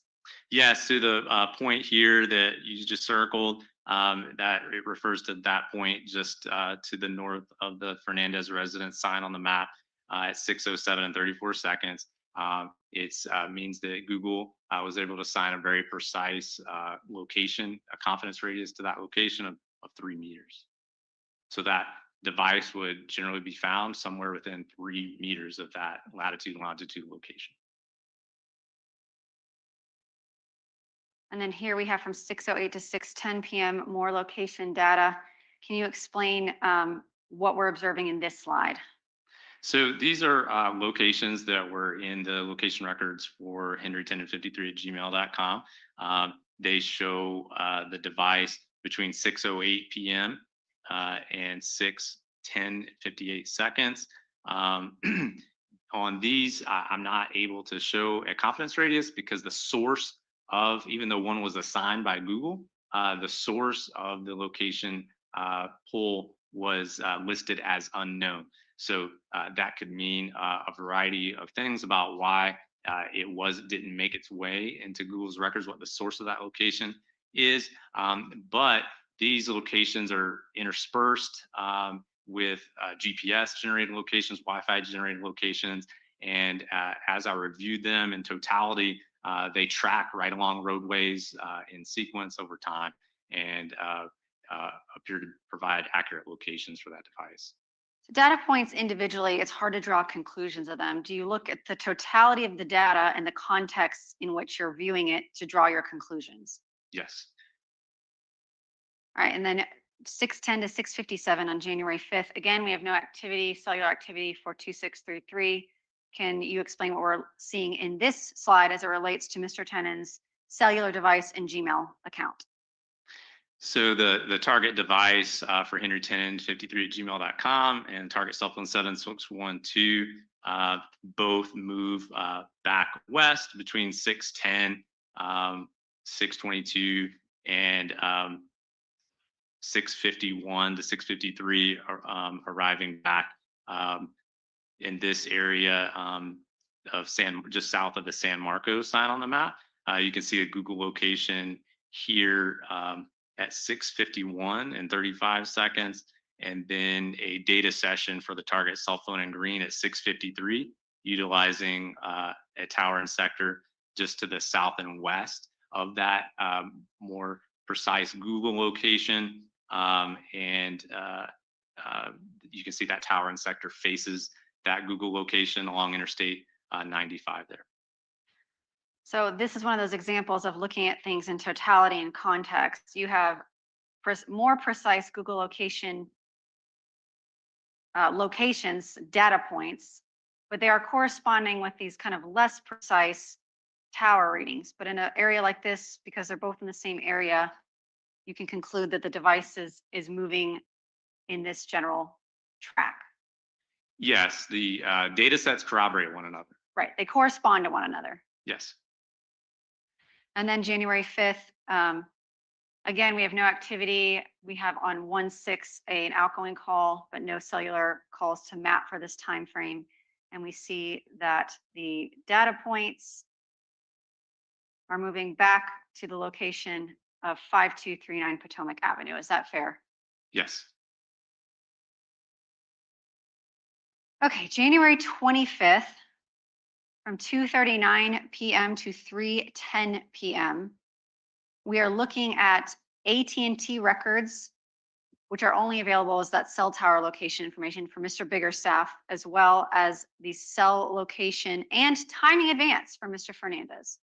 So here we're seeing, you explain to the jury how timing advance is going to be indicated in these boxes. That's a little bit different than the cellular location information.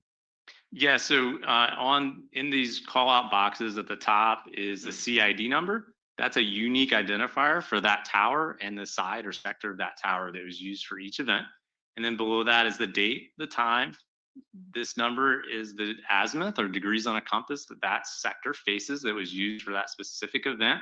And then next to it is TA, that stands for timing advance. And then the distance, the calculated distance that was obtained from the records as calculated by T-Mobile in the records. And that is visually displayed there with the sector on the map. And what can you tell me about the co-location, if any, between Mr. Biggerstaff's number here in blue and Mr. Fernandez's number here in pink, their devices? Yes, so Mr. Fernandez's phone arrived in this area at approximately 3:04:56 p.m. You can see indicated here by the timing advance band. And meanwhile, Mr. Biggerstaff's phone between 2:42 and 3:08 p.m. utilized the tower and two sectors on that tower in the vicinity of 2180 Derringer Circle during that time. So then the timing advance at 3:09 and 3:10 shows a calculated distance for that target cell phone during that time that overlaps geographically with the Biggerstaff residence. So it shows potential co-location of those two devices in that area. And here on your legend, where you have these addresses labeled Fernandez residence and Biggerstaff residence, that is information provided to you by the detectives in this case. Yes. And here we go on January 25th. We've got a 3:10 p.m. to 4:24 p.m. and then we have a 4:26 to 5:56 p.m. I'm going to go through both of these and what opinions or conclusions are you drawing as to the potential for co-location from these slides? Yeah, so remember, we don't have timing advance for the AT&T phone. We just have tower and sector. The blue or AT&T phone for Mr. Biggerstaff was utilizing the two tower and sectors located here in this area near McCormick and Monument Road, just to the east of the Biggerstaff residence at 3:26 and 4:24. Then during this time frame, there's multiple timing advance events with 3 different calculated distance, putting the phone in that the area here defined by 3 timing advance bands during that time. So it shows potential co-location of the 2 devices during that time. And I guess I should have specified this earlier, but this little blue dot indicates an AT&T tower and this little green dot indicates a T-Mobile tower. So the T-Mobile phone would use this one and an AT&T phone would use this one. Correct.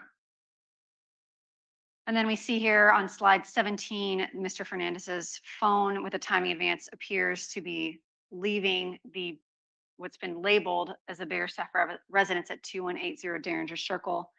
And his path of travel is consistent with, in your opinion, a return via roadway back to the Jacksonville Beach area. Yes, ma'am. And then on January 25th, 6:27 p.m. to 9:23 p.m., what opinions or conclusions can you draw from this?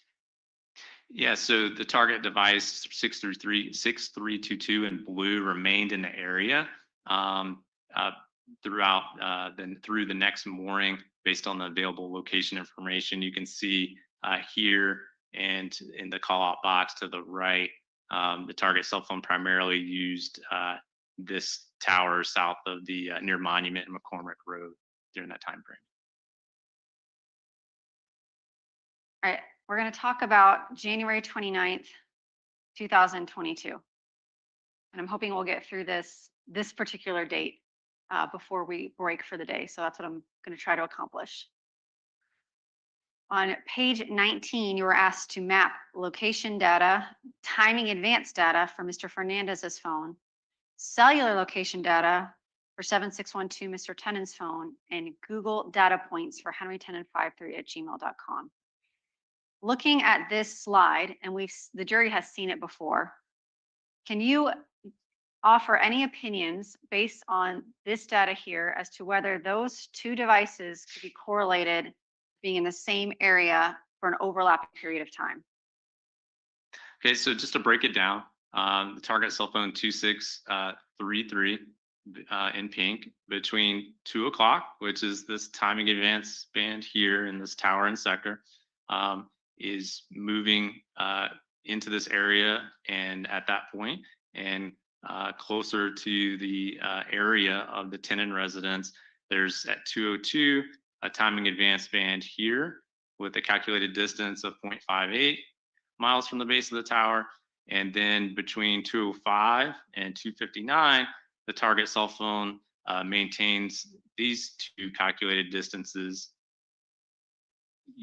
and would be somewhere within these bands between 205 and 259. At 2 o'clock, the target device for Henry Tenon 53@gmail.com is located basically at the tenant residence location, or is consistent with being at that location. Then by 206 is departing that area, and is at near the intersection of Old Kings Road and Edgewood Avenue. Then at 208, you see cell site usage for 7612 to the east for a data session. And then at 210, a Google location along Martin Luther King Jr. Farther to the east. So between 2 o'clock and 206, Mr. Tenon's phone moved north and east towards Old Kings Road. And between 202 and 205, Mr. Fernandez's phone moved into the same area as the tenant residence, and is consistent with potentially being at that location.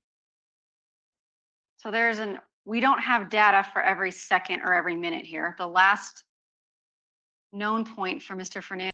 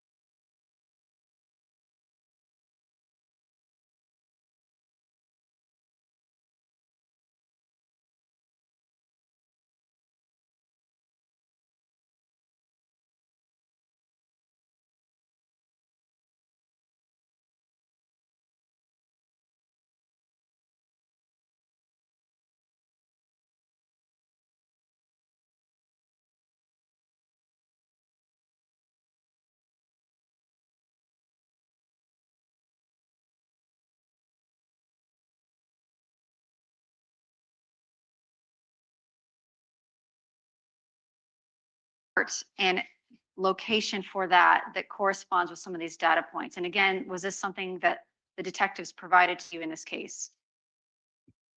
Yes, ma'am. And how is it helpful to you placing some of these don't have that radius, confidence radius? How is something like this helpful to you in coming to conclusions about data overall? So it, those types of data sets, it's a location for a vehicle, that is assigned to a specific person. So they help corroborate one another. And looking at this map, what opinions or conclusions can you draw about the location of Henry Tenon 53 at Gmail on his device for this time frame?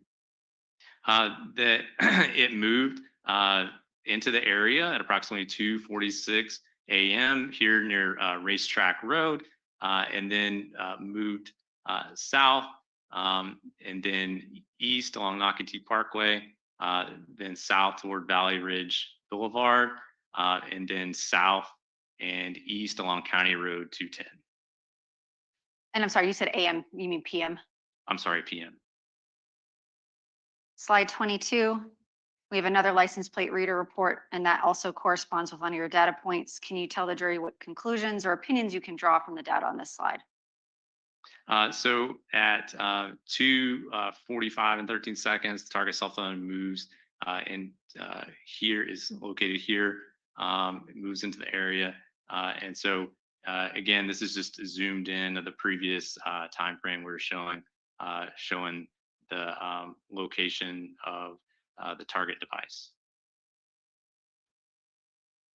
On this slide, slide 23, we see two areas of interest, and those were provided to you by detectives in this case. One is elite gymnastics at 175 Cumberland Park, and the other is an address that was advised to you to be the location of the deceased victim in this case at 182 Fresno Lane. Yes. And can you explain what the data indicates to you from this slide? So the device remained stationary for a few minutes between 2:56 and 2:59, just east of Interstate 95 along Old County Road 210. And I'm sorry, before that, it moved from the north and east near 210 and Beacon Lake Parkway, here, south and west along Old County Road 210. Slide 24. We have here the area of interest indicated as elite gymnastics. Can you tell us what the data indicates on this slide? Between 3 o'clock, indicated here along Old County Road 210, where we left off on the previous slide, the target cell phone moves back north and east towards along Old County Road 210, and then turns south, moving towards the elite gymnastics location, moving south of it, and by 3:05 and 53 seconds, and then back north up the same road. And we see here this data point for geolocation as 3:05:53. The next data point, correct me if I'm wrong, timing wise, would be this 3:06:40 Yes, ma'am. here, but 3:05, 3:06, and then 3:07, 3:07. Correct. Bring back out this way. 3:04 to 3:07 p.m. is just a more close-up view of the data we just looked at. Yes. Slide 26, can you explain to the jury what we're looking at here?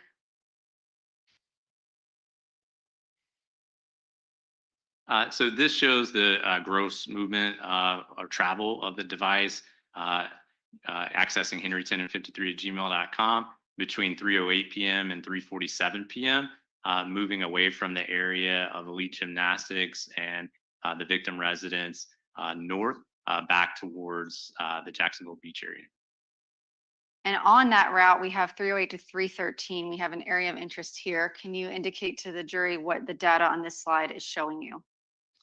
So this shows an overview on the slide that the target device moved along the blue dotted hashed line that I'm showing here along County Road 210, and then moved south along Beacon Lake Parkway,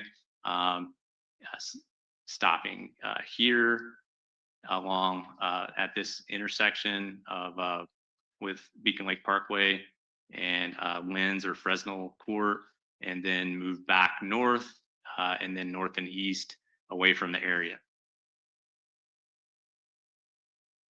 And here we have some more data location points showing, I guess, a more zoomed in view and fewer data points from that previous slide. Can you explain what is indicated here? Yeah, so I just zoomed in and showed a little bit less data points for presentation purposes. And now I'm showing the specific times and confidence radiuses when available for those locations, showing the movement of the target cell phone north and east along County Road 210 west, then south on Beacon Lake Parkway. And then after this point, the phone moves out of it, back north and out of the area. And here we have in new time order movement from 309, 311, 00, 311, 02. And then here, coming back to this data point, 311, 48. Yes. So 48 seconds later. Yes, ma'am. So back to 5239 Potomac Avenue during this time frame, we're looking at timing advanced data for Mario Fernandez's cell phone. Can you tell us what is indicated in this slide? Yes, a lot of data on the left, but this device was receiving a lot of timing advanced signaling during this time frame with 3 different calculated distances ranging from 0.39 to 0.48 miles from the base of the tower between 3:04 and 3:45 p.m. Which overlaps geographically with the tenant residence location. And you can see the shaded area of those 3 bands. And here we see a bunch of timing advance recorded data, which means what we talked about earlier, your phone communicating without you generating any kind of activity with the tower. Was there any cellular activity, user generated or user received cellular activity for this time frame? No, ma'am, not during this time. And then here, Mr. Tenon's Gmail location data, again, corresponding with another license plate reader report. And this is in down here from Ponte Vedra for this LPR hit. And what does this indicate to you? So this is at 3:37 and 47 seconds on January 29th. There's a Google location nearby, very close at 3:37 and 45 seconds. And then that shows that the phone, the device accessing Henry Tenon 53 continued to move north along 3rd Street and then towards the red flag crime scene location. And here at 3:43 p.m., we have a Google location point on Sanctuary Boulevard South with a confidence ratio of 4 meters. So can you say with a degree of that plot point is in particular a pretty precise location, Yes, ma'am. indicating that Mr. Tenon's device was at Sanctuary Boulevard South at this time period. Yes. And then from 3:48 to 4:23, we see, well, you can tell me what we see, but Mr. Tenon's device appears to be traveling back to the vicinity of 5239 Marsh Inlet. I'm sorry, 5239 Potomac Avenue. Yeah, so you can see that the target device and 7612 target cell phone in green, they appear to move together. 353 event here, 356 here along JTB or Highway 202, through 403 here near South Point at 95 and JTB. There's a Google location there at 403 as well. Then 409, there's an event from Henry Tenon 53 and also the target cell phone 7612. And then arriving back in the vicinity of the 10 residents at approximately 4:20 p.m. During that time, target cell phone 2633 in pink utilized the same tower and sector that we were looking at before between 3:48 p.m. and 4:23 p.m. For several timing advance events. And during this time frame, although Mr. Fernandez's phone is recording those timing advance data, was there any user generated or received cellular data for that time frame? There's no phone calls to map during that time frame. And here we see that Mr. Tenon's device is located with a confidence ratio of 30 meters at this general location, and you've made that a little bit of a bigger data point. And Mr. Fernandez is in that timing advanced band with a recorded data, at least at 4:20:30 and 4:23:34. Yeah, so within about 18 seconds, there's a timing advance band of 0.44 miles, which is roughly the same distance that the tenant residence is from the tower. And here we see, I guess, a more close-up view of that. Yes. And we see that they are co-located, potentially the device is co-located for a time period of at least 3 minutes. And then here on slide 33, we see the pink phone belonging to Mr. Fernandez beginning to travel away from the residence. Can you describe for us the route of travel? Yes, ma'am. The phone moved south and east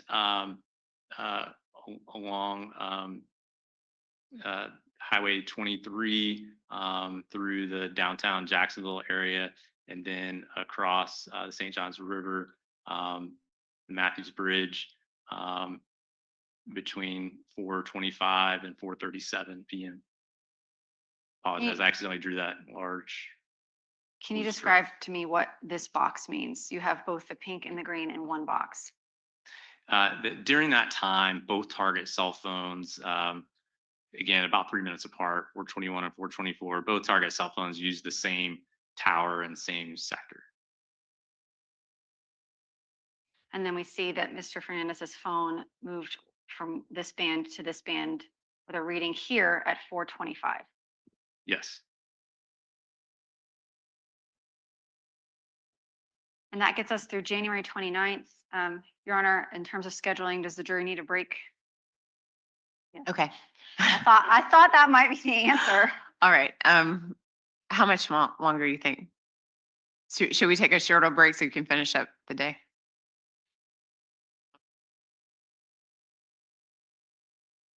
Yes. Okay, we'll take 5 minutes, just refresh yourselves really quick, and you can buzz when you're ready to come back out.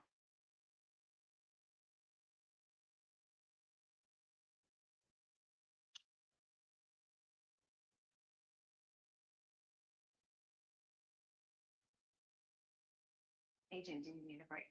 You want to step out for just a moment? Sure. Okay.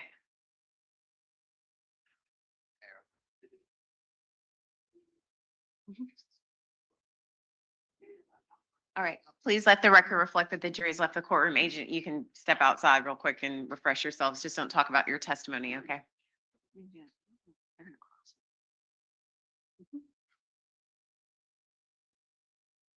Right. I'd rather just let it.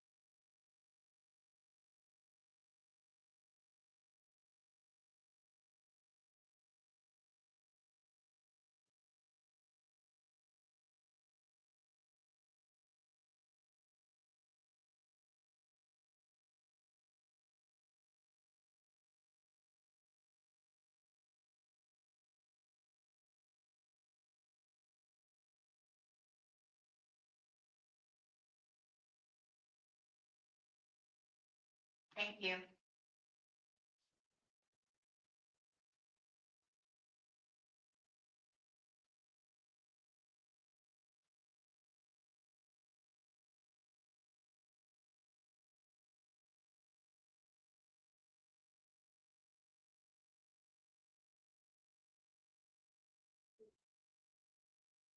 All right, welcome back, everyone. May be seated. Members of the jury, just so that you know, for scheduling, we're going to try to totally complete the direct examination of Agent Blythe. Okay, so go ahead and continue. All right, Agent Blythe. So we took a short break. Let's just top to bottom, just a short recap. January 29th. We have indication that Mr. Tenon's devices traveled from 5239 Potomac down to the Nocatee area, past two areas of interest to include elite gymnastics, and onto Fresnel Lane, which is the same lane where the victim's residence was indicated to you. Up.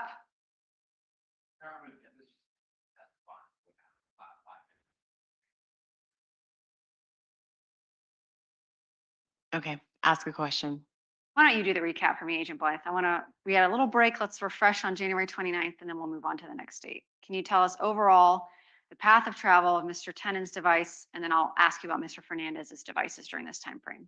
Yes, during the time frame, to recap, the target cell phone moved and the device accessing Henry Tenon 53 at gmail.com moved from the Potomac Avenue location south towards the area of the two locations of interest, the elite gymnastics and the Fresnel Lane in the beach walk area there. And then the target device moved north to the area of the crime scene and then back to the Potomac Avenue residence area. And during this time period, we see on slide 29, can you summarize what the data on this slide indicates to you in terms of Mr. Fernandez's device?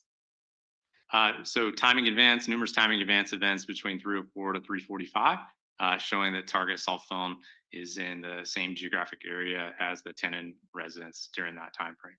And we see slight different measurements on some of these data points. Does that necessarily mean that the device is moving?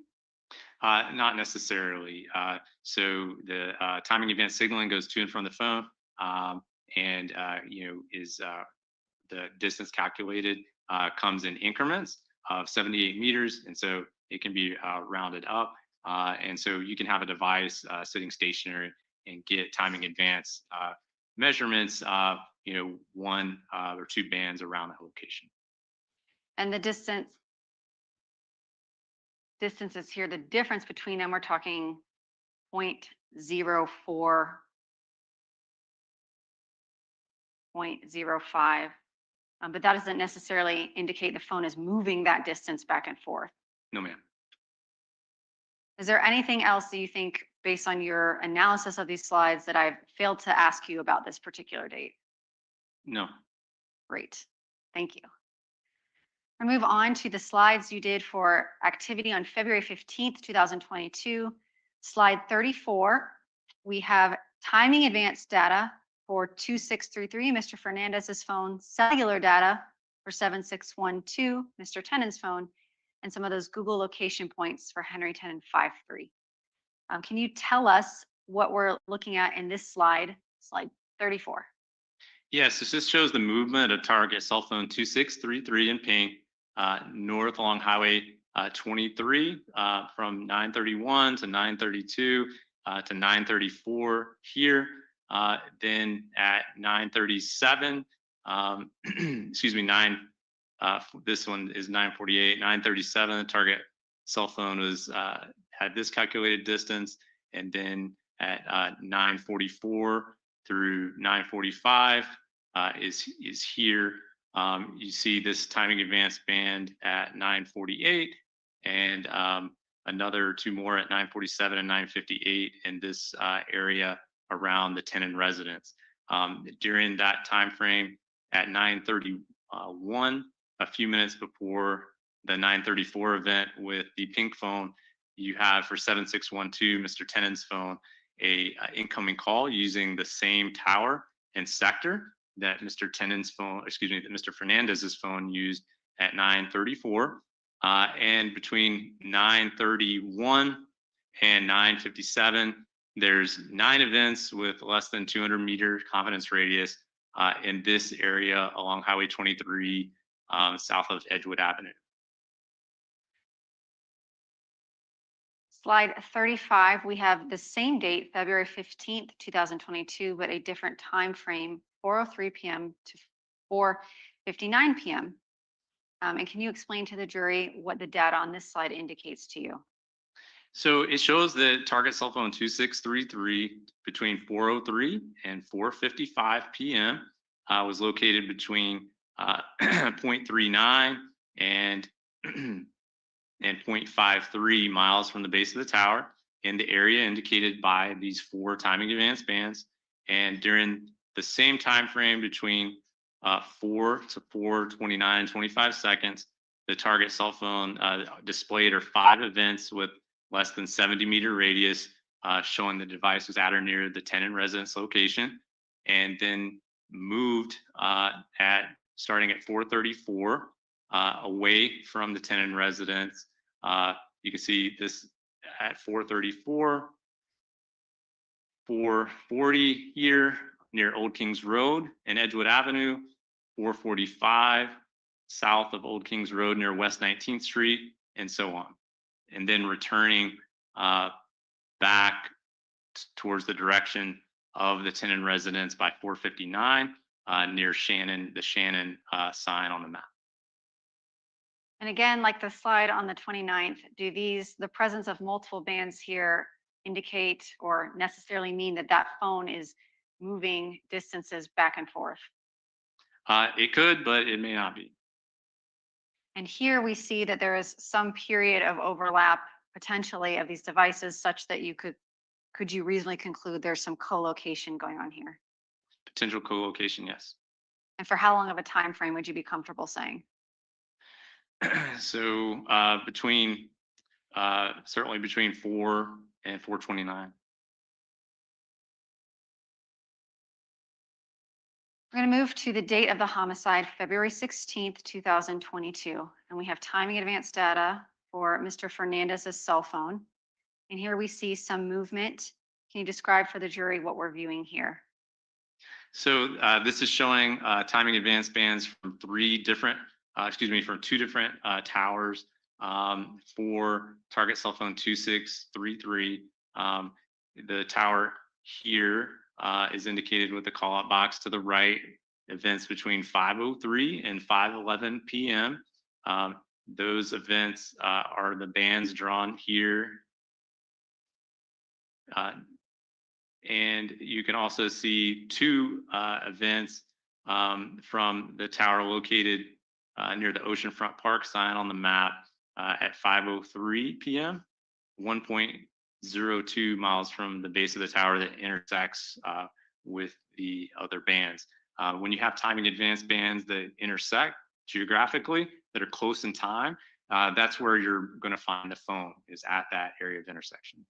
So intersection gives you some more precise location than just bands would. Yes. Can you make any conclusions from this slide as to where the device was most likely located during this time frame? It was during this time frame. You can see that it's most of the bands, and you have the area of intersection in this area. Most likely the phone is located in this area during most of the time frame, and towards the end of the time frame, the target cell phone utilized these bands a little bit closer to the tower, 0.53 miles from the base of the tower, between 5:10 and 5:11.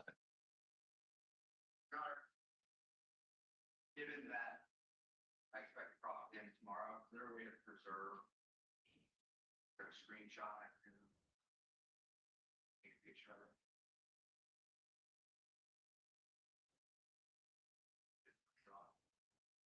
No, I think you want him to draw it again. Could you re-annotate? Between 5:03 to approximately 5:10, target cell phone most likely be found in this area of overlap of timing advance. Then 5:10 to 5:11, it appears moved a little bit to the east. It's located at a calculated distance 0.53 miles from the base of the tower. Can you see that? It's red. AJ, is there a way to change the color for the witness? No. Okay. All right. Can I erase it? February 16th, 5:13 and 5:19 PM. We see some movements of bands. Can you describe what we're looking at in this slide? Yeah, so this time frame starts at 5:13 with the phone at 0.63 miles from the base of the tower, which is this closest one that crosses the sector and is on top of the Fernandez residence location at this point on the band. And then you see the next event, the ending event of that is at 0.68, which is the next one farther away from the base of the tower here. Then at 5:15 and 42 seconds, there's the band farther at 1.12 miles from the base of the tower.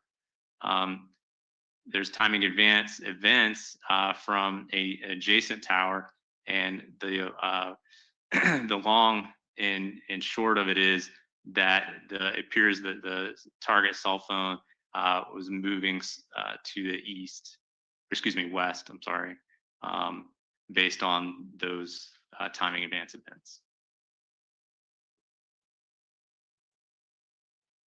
We're seeing in slide 36 and 37, are you mapping all of the timing advanced data points for this particular time frame? During that particular time frame, yes. And we see here there's pretty consistent 5:03, 5:03, 5:03, 5:06, 5:06, 5:06, 5:07. Oh, sorry, Melanie. Sorry, Miss Simpkins. 5:03, 5:03, 5:03, 5:06, 5:06, 5:06, 5:07, 4 or 5 times, 5:08, 5:10, 3 times, 5:11. So, and on slide 37, we're also seeing every minute or so, we're getting a timing advanced recordation. Is there any rhyme or reason to how a network, how often they take these measurements? So it depends on the market. It depends on the provider. The technology is generally the same between providers, but it may function slightly differently as far as timing, depending on the provider, depending on the network. And it's a network engineering data set, and it's there to help optimize the network and troubleshoot problems on the network. As a byproduct, it provides this calculated distance that the phone was from the base of the tower, which provides a much more precise location. So it's not going to be necessarily at regular intervals. It can be initiated by phone calls, text messages, data sessions. And when a device begins to move, there's generally, in my experience, begins to be more signaling with the phone when a device begins to move. If there's regular timing, let me ask you this question too. You don't need to be actively using your phone for timing advance to be recorded. Does the network record these timing advance calculation if a phone is off? No. If you place your phone into airplane mode, would the network collect this timing advance data measurement? No. February 16th, between 5:21 and 5:45, we see an indication up top that not all timing advance is displayed. Yes. And is there a particular reason you don't display all of them? Due to the volume, it's difficult to display and also represent the date, time, and distance in the call-out boxes around it in an understandable way. So this is in an effort to try to simplify it for presentation purposes.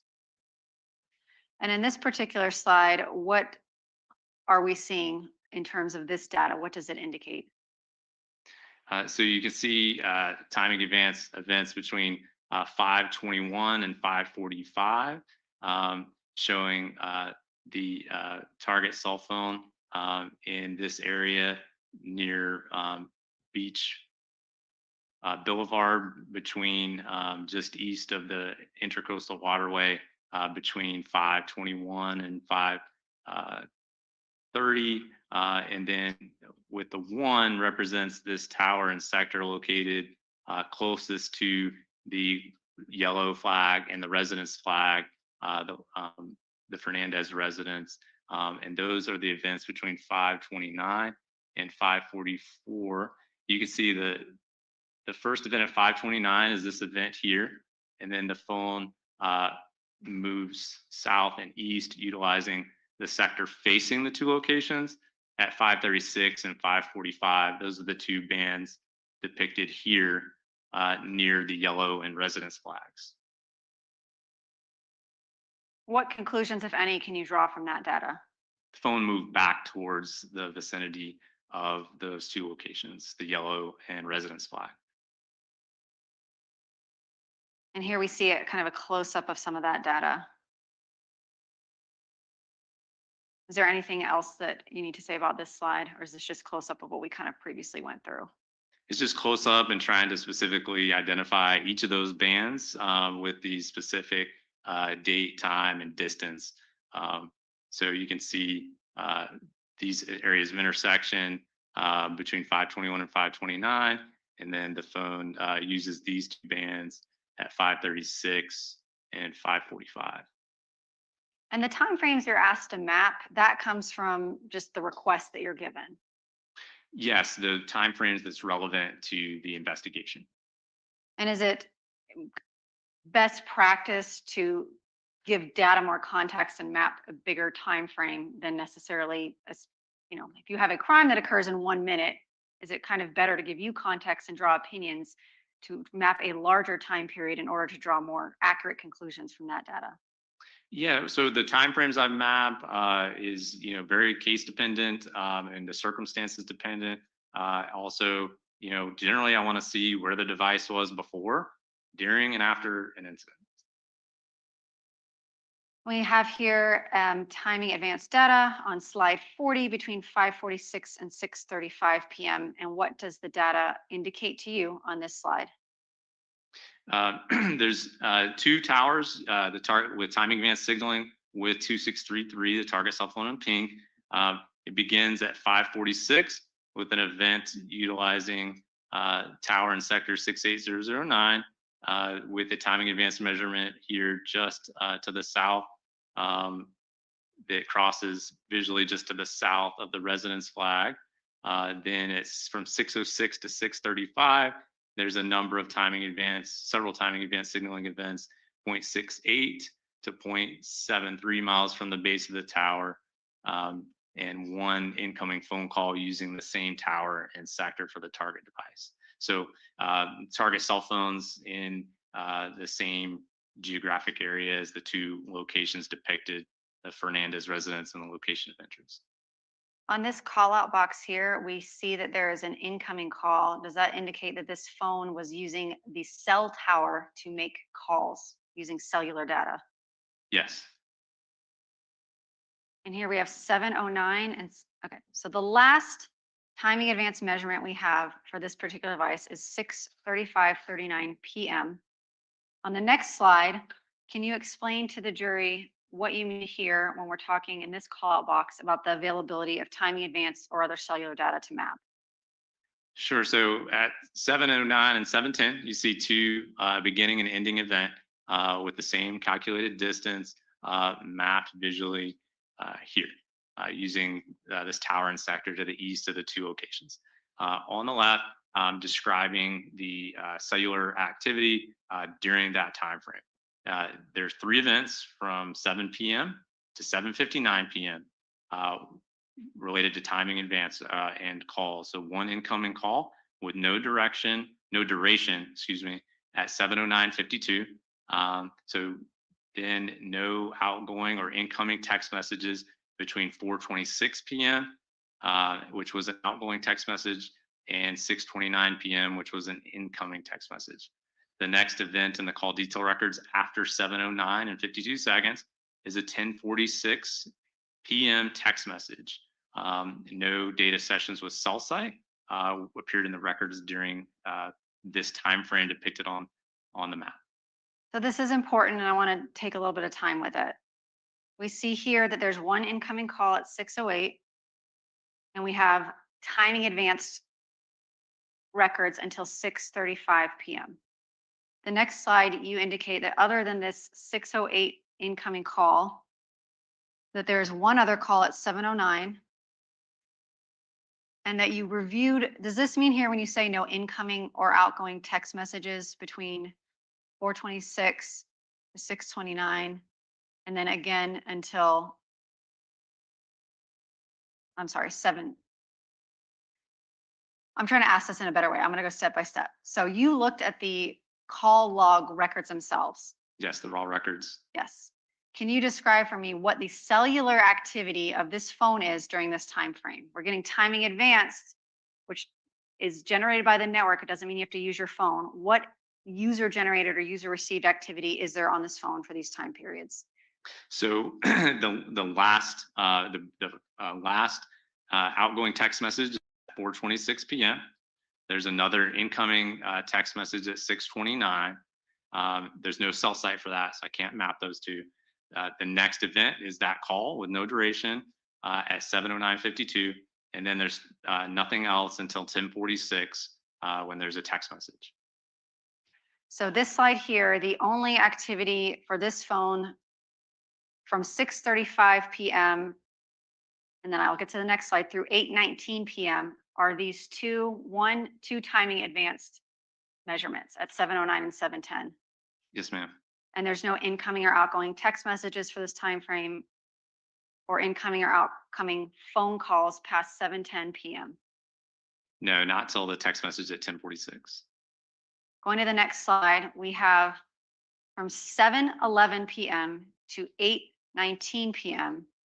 we have no timing advanced records for this cell phone. Is that accurate? Correct.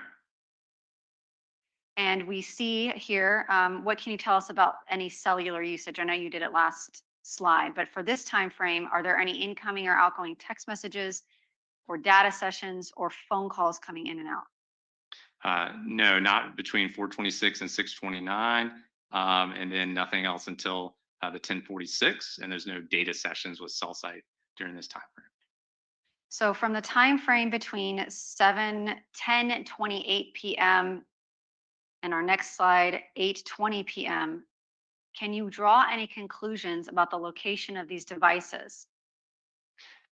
So no, in the absence of location information, I can't show the location of the phone. I can see where it picks up on the next slide, and during that time in between, the phone could have traveled any distance one could travel and get back to the location that's going to be where the cell site picks back up, or it could have stayed there that time. I don't know. So there's snapshots in time, and they show you the location of the phone during those specific times. Slide 43, we have timing advanced, again recording beginning at 8:20 p.m. with no timing advanced records again until 8:48, and then we have 8:48, 8:52, 8:55, 8:58, 8:59, 8:48, and we see some tower activity. Can you tell us what this slide indicates to you? Yes, the target cell phone, especially at 8:48, is at or near the area of intersection between the two timing advance bands, and the target cell phone's in the same geographic area as the two locations of interest, the location of interest and the Fernandez residence. Okay. Agent Blythe, on February 16th, we're seeing that there are timing advance records available for Mr. Fernandez's phone and multiple timing advance records. For this particular date, we see here on slide 36, I think over 15 different timing advance recordations in a span of 11 minutes. We see multiple timing advance recordations in the span of 6 minutes for this phone. Between 5:21 and 5:45, you didn't even map all of them because of the number of timing advance recordations. Then we see here multiple intersecting bands on page 39. Then we see 606, 608, 608, 608, 635, Correct. 545 on page 40.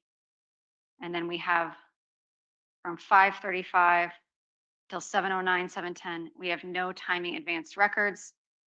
And we skip ahead to 8:20 p.m. We pick back up with timing advance recordations. I understand data by itself can't lead you to draw any conclusions, but what can you tell me about the lack of data for this, given the amount of timing advance data both before and after this time period? Council did a whole representation of that question. Yeah, that same question. And like, where's the answer? Boom, they go, good, not wrong. Snapshot time. Okay. I'll overrule the objection. You can answer. So it points towards no connection with the cellular network during that time frame, in that there's no data sessions with cell site. There's a periods without the text messages that we looked at those times, no phone calls, and there's absence of timing advance. There can be time frames where timing advance isn't recorded on a network, and I can't. It can seem almost continuous, and you can see the numerous events that there were before and then moving forward afterwards, but there's this period of time. So you have to look at it, the totality, and you can look at the amount of data activity, call activity, and see how much or little a person is using a phone. But at the end of the day, T-Mobile has their record retention, and they operate the timing advance system. So I can't say exactly why there's no timing advance during that time frame. But one possible reason is the phone being powered off or airplane mode during a specific period of time. You can't say with certainty that's what it is. It could be network connection issues. It could be user generated by turning off or putting it in airplane mode. Correct. So yeah, whether it could be either one. But there is multiple timing advance and cellular activity both before and after this specific time frame, which there is none. And although you can't say why that is, there is activity both before and after this time frame.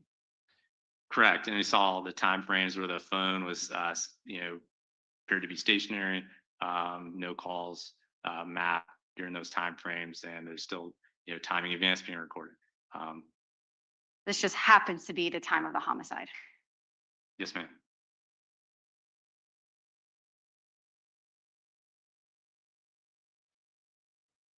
All right, I'm going to turn your attention to the mapping you did that evening for the phone number and Gmail account for Henry Tenon. And we have locations between 5 p.m. and 5:56 for 7612 and Henry Tenon 53 at Gmail. And I think the jury's probably experts by now at reading these slides. So these ones we can go a little bit more quickly through. Can you please explain to me what the data indicates to you about these devices? So it's a visual representation of the cellular network usage for target cell phone 7612 in green and the Henry Tenon 53 target device.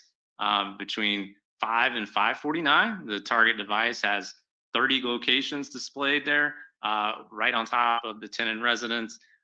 Then at 5:50 through 5:57, the target cell phone begins to move south and east away from the Tenon residence along Highway 23 and then Highway 1.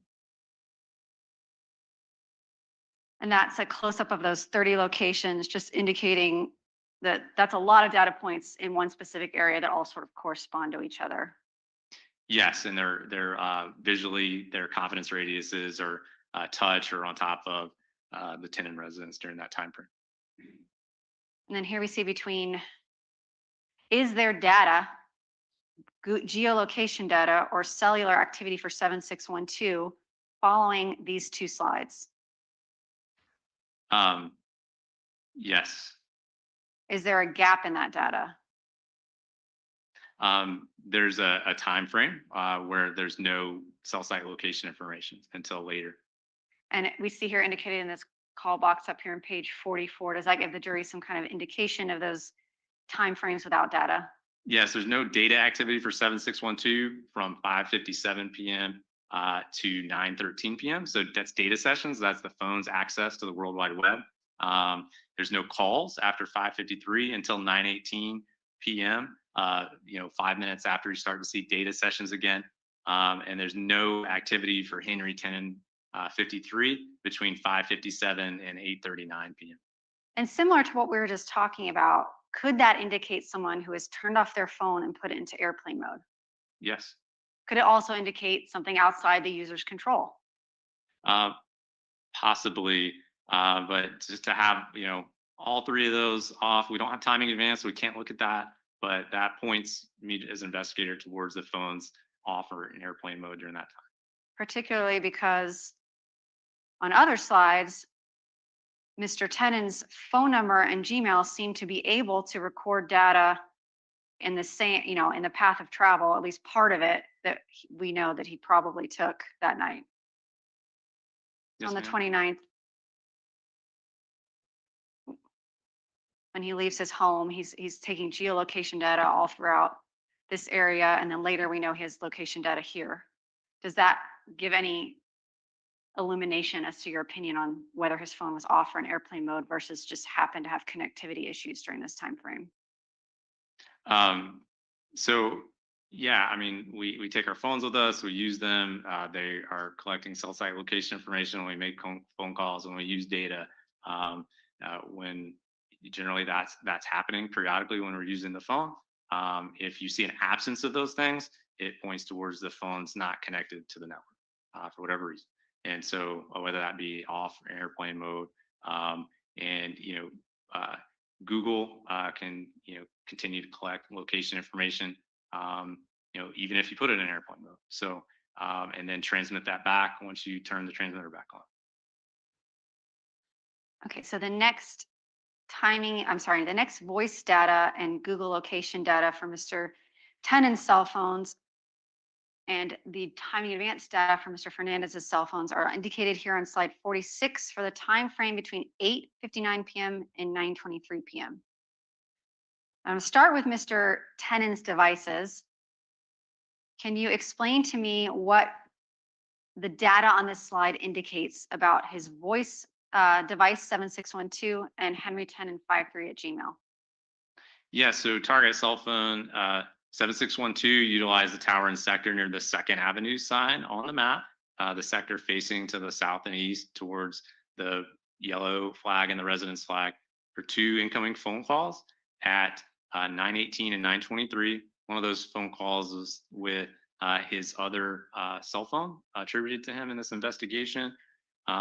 And the Henry Tenon 53 Gmail is moving into this area from the south during this time frame, starting at 9:01 here near the 5th Avenue and 9th sign, and moving north and then west towards these locations at 9:15, 9:19, and then ultimately 9:23, which is on top of the timing advance band at 9:23. So well within the coverage area for the tower and sector for this tower and sector used by 7612.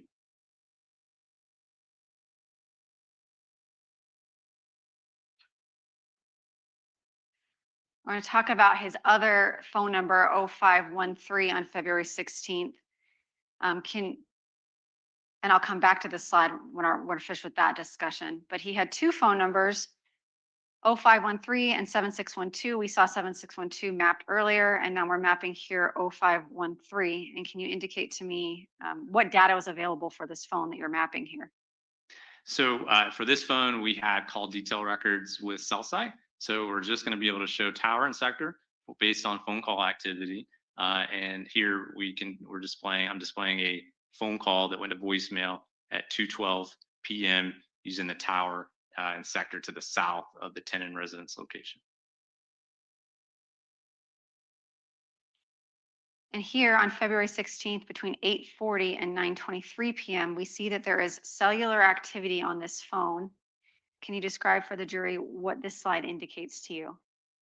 So the first activity at 8:40 is the target cell phone using a tower in sector here near the 9th Street sign on the map, facing south towards JTB, and then the device begins to use at 8:45 and 9:03 the tower in sector to the north near the Jacksonville Beach sign on the map, facing to the south and west, and then the tower along Beach Boulevard, the sector facing south towards the location of interest in the Fernandez residence for a phone call at 9:23 p.m. And you can see that's the phone call with his other phone. So as this device is moving and utilizing these towers, we see that it is actually attempting to contact Henry Tenon's other device. Yes.